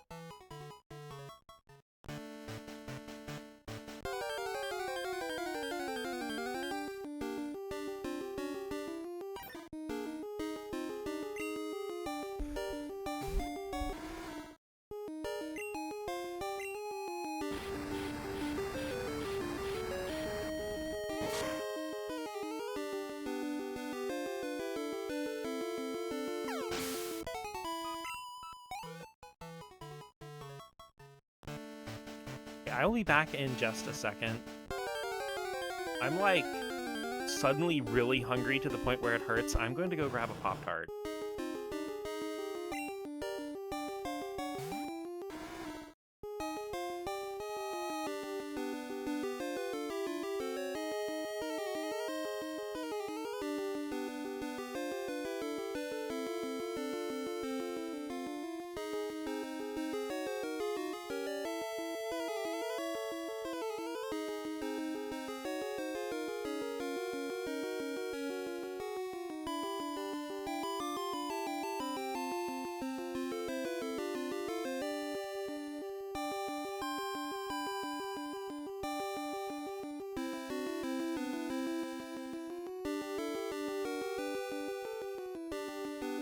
See, that's the part they don't tell you about having really good metabolism, is you're fucking hungry all the time, and you have to go to the bathroom a lot. Not in a way that's painful or sick or bothers you or anything, it's just your body's processing often. I really don't like eating in my workspace, but, like, I'm literally starting to hurt and I don't want to end the stream, so...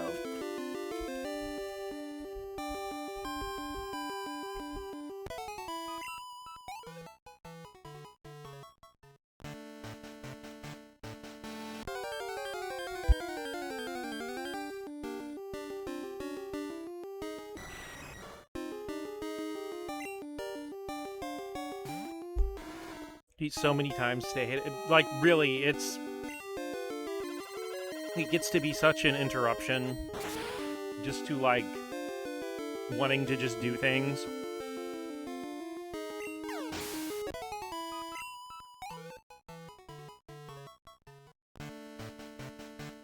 You see, to top it off, I'm also not a big eater.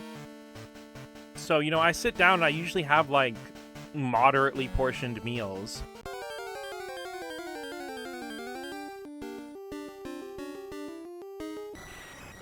So that just leads to me having to eat, like, multiple times a day over and over. Because You know, my mom also had really high metabolism. But she really didn't like eating because, well, she would rather just be doing things she actually cared about. Don't typically eat a lot, but I do eat frequently. The curse of being a toothpick.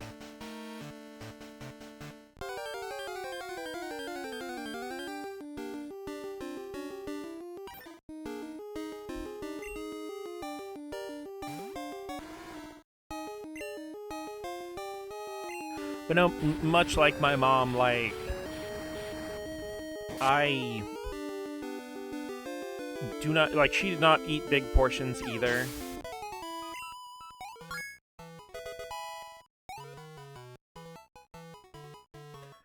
So, like, I would often be like, thing is, like, she would eat if food was already ready and she didn't have to think about what to eat or go make it herself. If you put, like, ready food that she liked in front of her, she would eat it. So a lot of times I'd make myself big pots of rigatoni and, like, way too much for me to eat.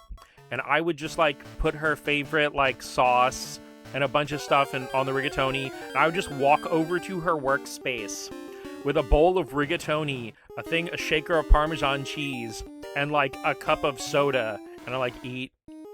And Mom would be like, oh, thanks. I might be part bear because I end up eating a lot these past few days. I'm hibernating.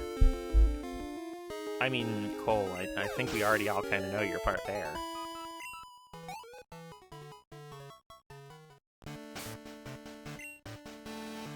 Like, legitimately, though, big shout out to all my snuggly, cuddly teddy bear boys watching.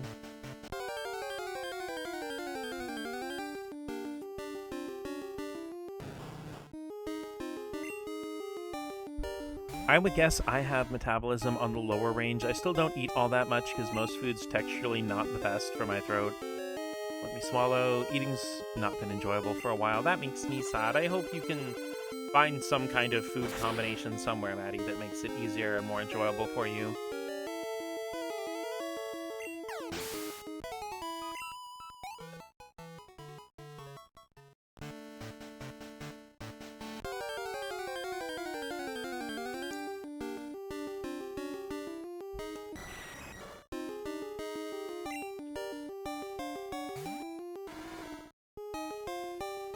I remember a moment in SpongeBob where Sandy invents a device that beams food straight to your stomach, and I wish that existed in real life.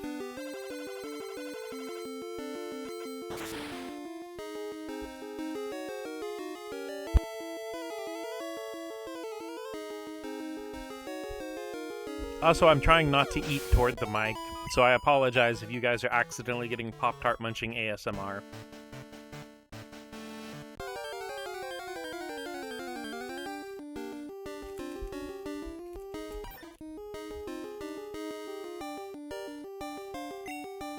It's s'mores, which is my favorite kind of Pop-Tart.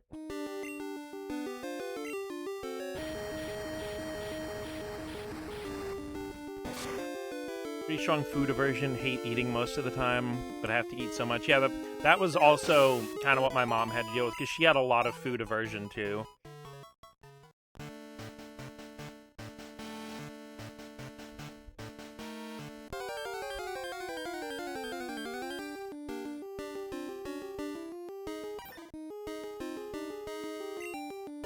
Got pumpkin pie Pop-Tarts at our place. It's not even autumn. Things aren't supposed to be pumpkin flavored until the leaves are pumpkin colored. That's the pumpkin rules.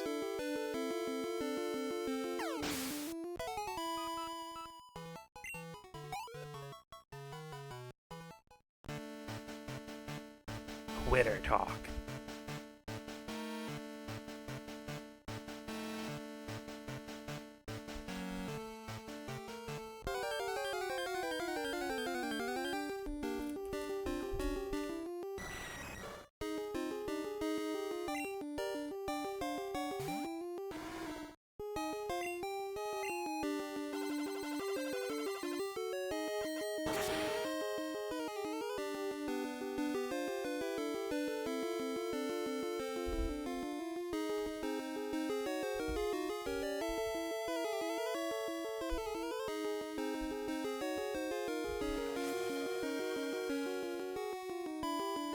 I can't really taste well unless I'm focusing exclusively on the food.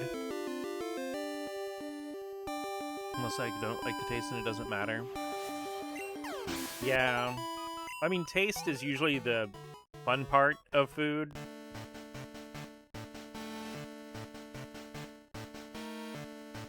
Spicy hot take. Okay, this will actually tie into what I was talking about earlier.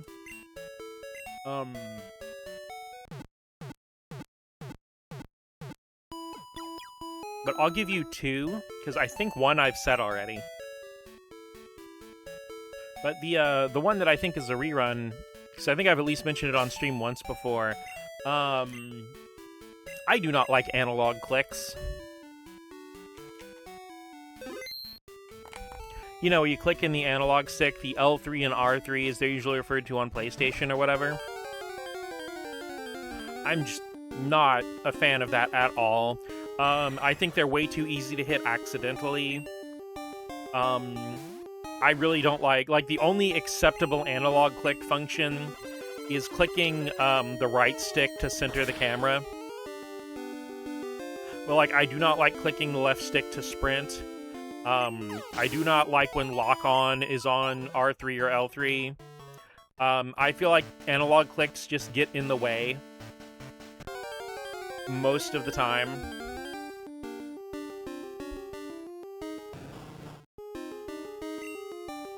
And I would much rather have back paddles or flat back buttons to replace those functions instead. Because the N64 has the Z button, and I've always wondered why more controllers didn't have, like, Z buttons back there. I was thinking that's why we both keep forgetting we can sprint in Big Walk. Yeah. Well, Maddie, I'm pretty sure that the Switch and Switch 2 were the only consoles you've ever played that have analog clicks. Because they've been around on PlayStation since the PS1, and the first Xbox had them and stuff too. But Nintendo didn't have any systems with analog clicks until the Wii U. Because even the GameCube and the Wii the Wii Classic Controller and Classic Controller Pro, none of those had analog clicks. Face is an analog click. I don't have a response to that.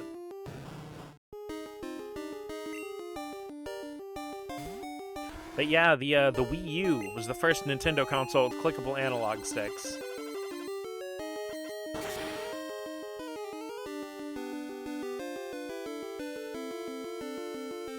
Wait, why exactly? Okay, LD. I mean, you've got a Switch and stuff, right?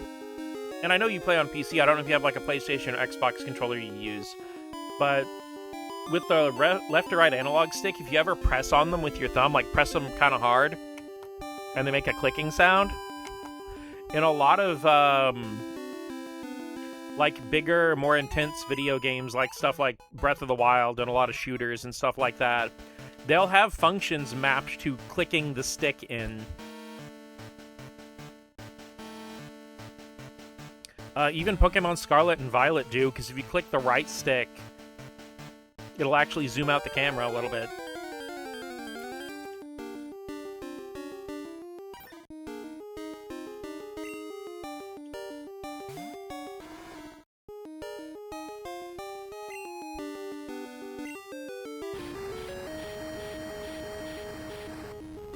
Yep, it's weird because PlayStation called those buttons L3 and R3, but they're not really called anything on Nintendo or Xbox. They just tell you to click the stick.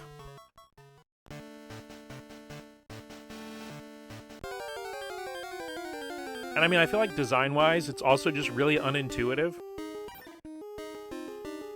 Because, you know, like, I kind of grew up in an era before analog sticks were even standard, like... Because, you know, like, I was little before the N64 and PlayStation were even out. And then, even then, the PlayStation didn't have an analog controller for the first, like, 2 years. So it wasn't really until the PS2 and Xbox came out in, like, 2000, 2001 that clickable analog sticks became, like, a standard video game feature. Because almost nothing on PS1 used the analog stick clicks at all.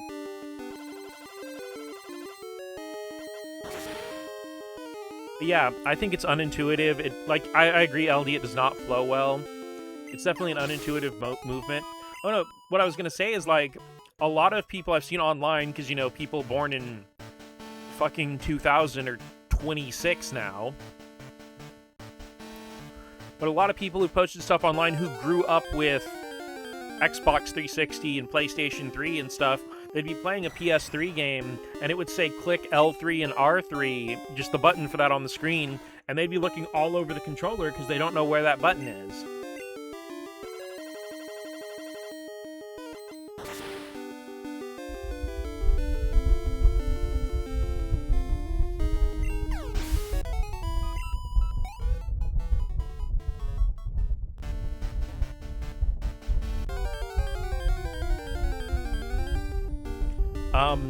But my other and probably more divisive hot take, because I think I've gone over the analog click thing before. But my other and probably more divisive one is, I don't think Nintendo ever really made one definitively good model for the Nintendo DS. Because the original DS is clunky, heavy, the buttons are just a little bit too small for its size. And the worst part of the original clunky DS is the screens just aren't very good. They're like worse than the GBA SP screens. I don't know, they never feel bright enough. And the if you look at them from a wrong angle, it inverts the colors. And then, like, the DS Lite is probably technically the best one, but there's such a wide variance in quality because so many DS Lites were printed, so you can get wildly different screen quality, wildly different D-pad quality, wildly different button responsiveness and button travel. And so many DS Lites that I have seen, like, pre-owned, or that people I've known have had, like, the hinge just gets really floppy, where it won't click into place anymore, and it just either flops backward or slaps forward. Granted, that probably comes from not taking care of them properly, but still. And then the DSi definitely cleans it up, but I feel like the DSi overall, DSi screens, I've never used a DSi XL, and it probably is a lot better screen-wise, but the original DSi screens just don't seem to be as clear, and they seem more prone to ghosting than the DS Lite. And also, the DSi removes the GBA slot, which, yeah, aside from not being able to play Game Boy Advance games on it, there's also the fact that with the DSi, it loses access to a bunch of functionality and accessories. Like, with the Gen 4 Pokemon games, you can't use the slot detection or transfer Pokemon from a GBA game. You can't play the DS Guitar Hero games on it. You can't use the Rumble Pack for Metroid Prime Pinball.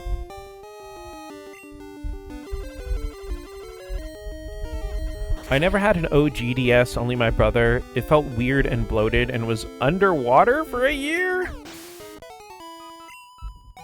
Oh, like it was underwater for a year. Okay. Sorry, my dyslexia got me there. Squinting my brain trying if I ever owned a DS. I thought you at least had a 3DS, LD. But then again, like, a 3DS can play any DS games, and I honestly feel like unless you want to use Game Boy Advance slot stuff, I feel like a 2DS or a new 3DS is probably the best way to play original DS games. Kind of an important sentence to read correctly. But yeah, that's the thing, is like from 2005 to 2010, the big chunky DS was the only DS I had. And my mom just randomly surprised me with a DSi around the time Pokemon Black and White came out. So that'd be like the beginning of 2011. I don't even think there was a reason. It may have been my birthday because it was early in the year, but I don't think it was. I think she just randomly decided to buy a DSi. Chonky DS. I've never owned any of the XL DSs, but I've always had bigger hands, so it would be nice to try those out. I do want to get myself a DSi XL, because from what I've heard, it solves a lot of my issues with the regular DSi. I did have a 3DS, but I've not seen it in 5 years. I'm going to cast a special spell and burn some incense, so your 3DS is going to randomly show up. And you'll know where the charger is, too.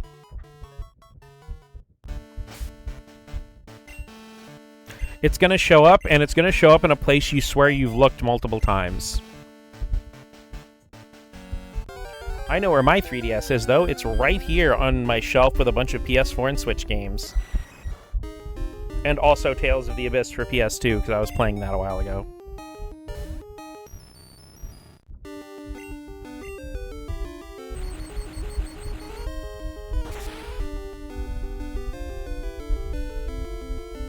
It can only show up in a place you've looked hundreds of times before. Yeah, that's how it works. Still have my 3DS. Even has some bite marks from when I got mad at a game. Hope I didn't get rid of it, because it's been a while. What the heck?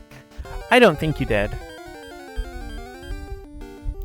But then again, like, I'm sure it's just because I am realizing the older I get that I seem to have a very different relationship with video games than most people do.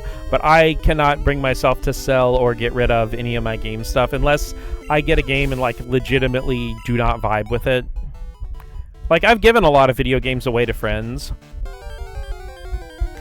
And I know that may sound crazy to buy a video game and just give it away to somebody, but most of the games that I have purchased,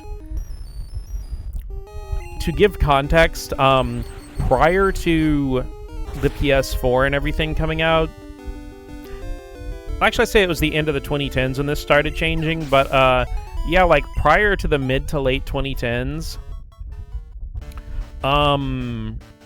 you could just go to GameStop or thrift stores and get, like, boxes of, like, 40 or 50 games, even as recent as PS2, for, like, $20.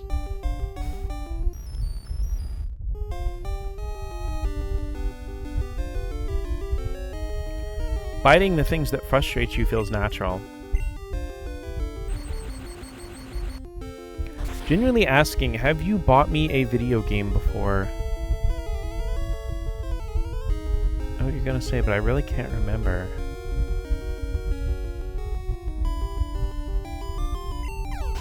Poor Memory Squad. I'm trying to think, Maddie. I know I've offered to buy you video games very frequently, but I don't know if I've ever actually ended up buying you one. I'm pretty sure I've given you an eShop card at least a few times, but I don't know what you ever did with them.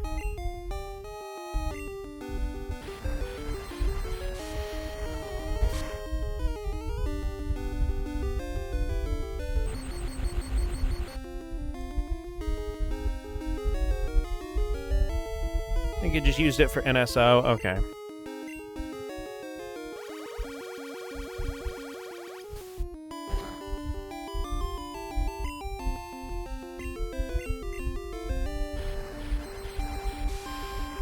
Because, like, it really irritates me that you cannot directly gift your friends digital games on Switch. Like, the only current platforms where you can gift people on your friends list games are Steam and Xbox. Is it related to my hyperfixation? Permanent memory, otherwise gone within an hour.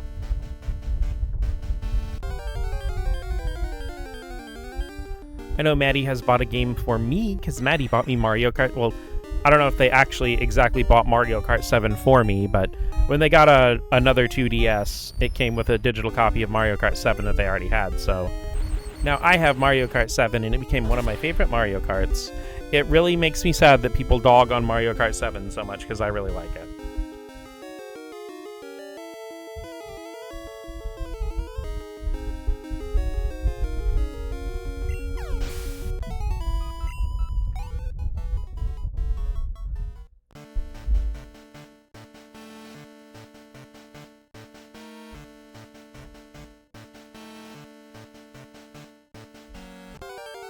My brain draws 6 cards that contain a 10-second long memory of a random moment in my life. That's all I have till I die.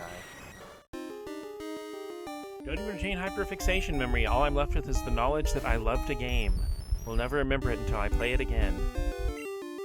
Brains, plural. Learning too much. I'm pretty sure everyone in here has at least 2. Honestly surprised Mario Kart 8 got as much support as it did for as long as it did. I mean, I honestly don't think they planned the DLC for Deluxe at all. I feel like they were originally going to plop Mario Kart 8 onto the Switch at the beginning of its lifespan, which is exactly what they did. And I am pretty sure the plan was just to probably have a smaller, more truncated version of Mario Kart World, like, pretty early in the Switch One's life...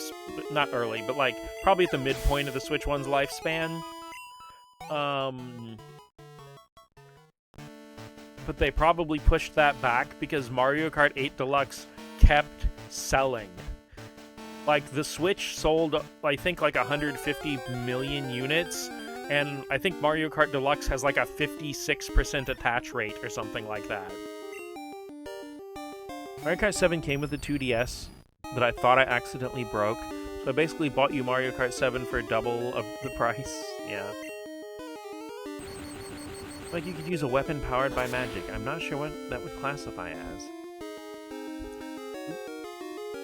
Question, do I seem like more of a physical fighter, magic user, or a mix? Maybe a mix of magic and physical? Yeah, I could see that too. Okay, I feel like, Cole, you would be mostly a physical fighter, but I think you would also have a lot of support magic. You have Mario Kart! It came free with your Switch! No, my Switch just doesn't have it. Yeah, it's the oldest Switch known to man. Okay, I'm gonna give you guys one of my favorite random facts, alright? I know it's just a big meme and stuff, and it was probably being played up for the memes, but, the whole you have Uno thing, the guy who was saying he did not have Uno and have the oldest Xbox known to man, he's telling the truth. He is not just bullshitting to get out of playing Uno. Uno only came free with your Xbox if you got a specific arcade model, I think in like 2007. So if he got a 2005 launch window 360, it did not come with Uno. The guy filming the video, making the argument, and more than likely at least one or more of his friends, probably did get that arcade model in like 2007 or 2008. Which it came with Uno and a bunch of other Xbox Live games, and I think at least one version of it also came with Sega Superstars Tennis. So they probably all got Uno with their Xbox and didn't do any further research to whether or not it was just a default that came with every Xbox. So no, Uno was not and never has been a free game. For the Xbox 360 anyway. So the guy who says he has the oldest Xbox and he does not have Uno is actually 100% telling the truth. Alright, Paladin is probably what I'll lean into. Red Mage later until I unlock it on this character. I think Paladin is very good for you, yes. Certified Cecil moment. Cole making another Final Fantasy XIV character, got it. It could be Final Fantasy XI, we don't know. Could be Final Fantasy Tactics. Could be Final Fantasy Tactics A2 Grimoire of the Rift for the Nintendo DS.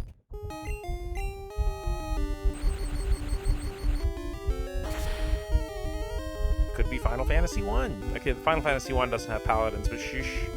Though the Knight class in Final Fantasy 1 is kind of a paladin because it can get some white magic.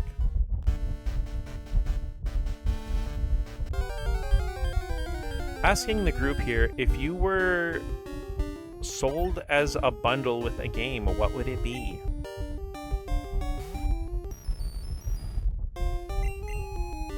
That's actually a toughie for me, because I feel like there are a lot of directions I could go with it. I mean, for Rain, I feel like it would be Risk of Rain, too. For you, it'd probably be Tomodachi Life. I could see that.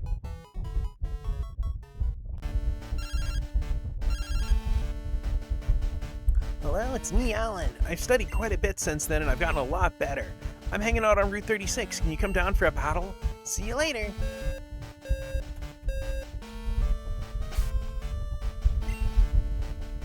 Probably KOF 15 for me. I could totally see that, Ben, yeah.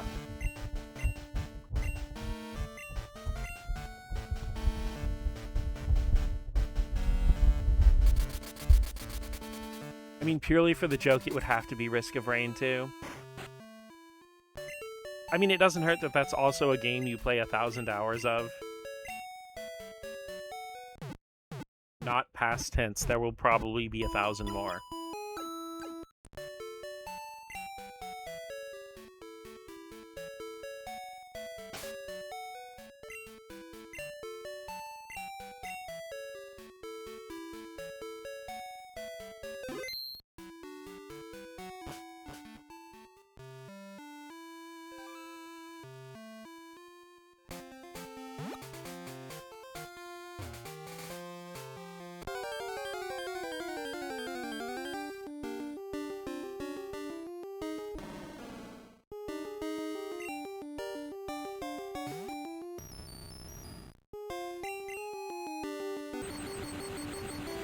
Honestly, since Gearbox took over Risk of Rain 2, I feel like a lot of the magic is gone.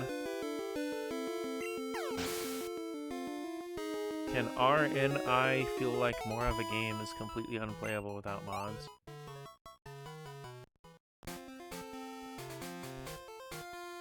I feel like the game is completely unplayable. Oh. Thing is, like, I have it on PS4, and I haven't really played a whole lot of it, and I feel like Gearbox ends up sucking the soul out of a lot of things they get a hold of. A new Pokemon Mystery Dungeon game with a tiny pre-order bonus of a keychain plushie of any of the starting Pokemon.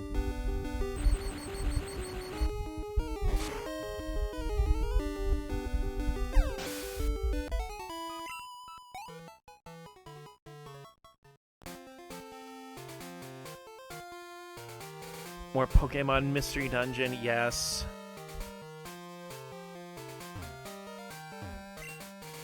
I waited around for you. I'm thoroughly prepared today.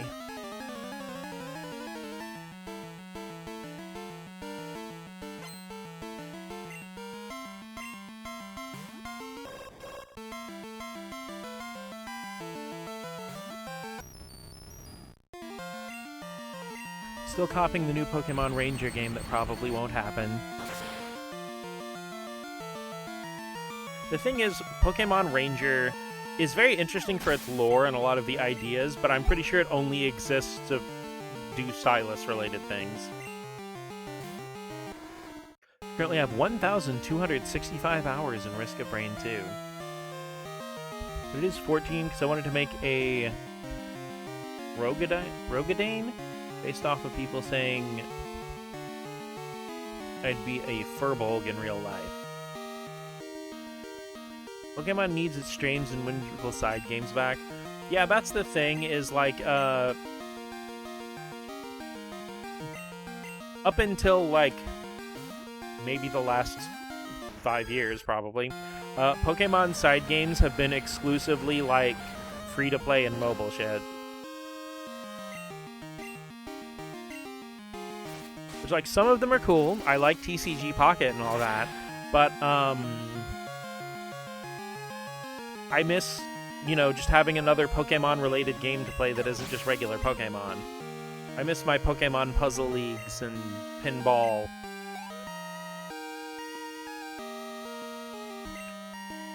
Also, I hate that, you know, like, free-to-play gaming and stuff like that has pretty much killed TCG single-player video games. Lily Pichu, where are you? Pokemon Ranger Reigns of Torment.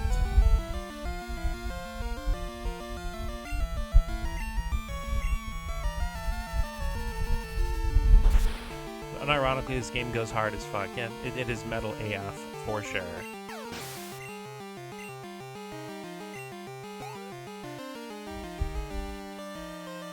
I mean, Pokemon Trading Card Game did something really cool.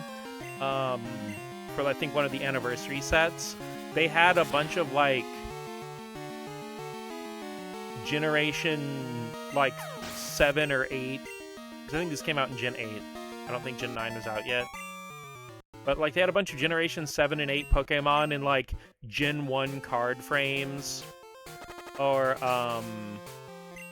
like, certain game mechanics that were only a part of the game in Gen 4. But they would have, like, Gen 5 and beyond Pokemon getting those mechanics. So I would love it if they would do, like, another Pokemon Ranger and it just looked like a DS game, but it would have Pokemon, like, all the way up through Generation 9 in it. I want to go game hunting for one of the Yu-Gi-Oh! 5D's Wii games. Cast Form Starter. That would be awesome, actually. Why the fuck are they giving Cast Form a Sand Form? Yeah, that's weird that that was the one that they never gave it. Because Sandstorm, I'm pretty sure, has existed since Gen 2, so it's not like they introduced it later. Gosh, wasn't there actually really good game that you actually play Yu-Gi-Oh! On Wii called 5D's Dual Transer? Because I think its gimmick thing was, didn't it originally come with like a Wii accessory where it would scan your IRL cards and put them in the game? When they want to love us again. Also, yes, I am very amused by there being a Yu-Gi-Oh! Game called Dual Transer.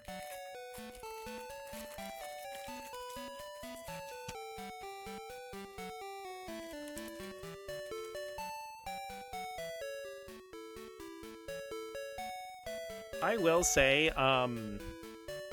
one thing that ended up putting me off of Yu-Gi-Oh! Games for a long time was the PS3 and Xbox 360 game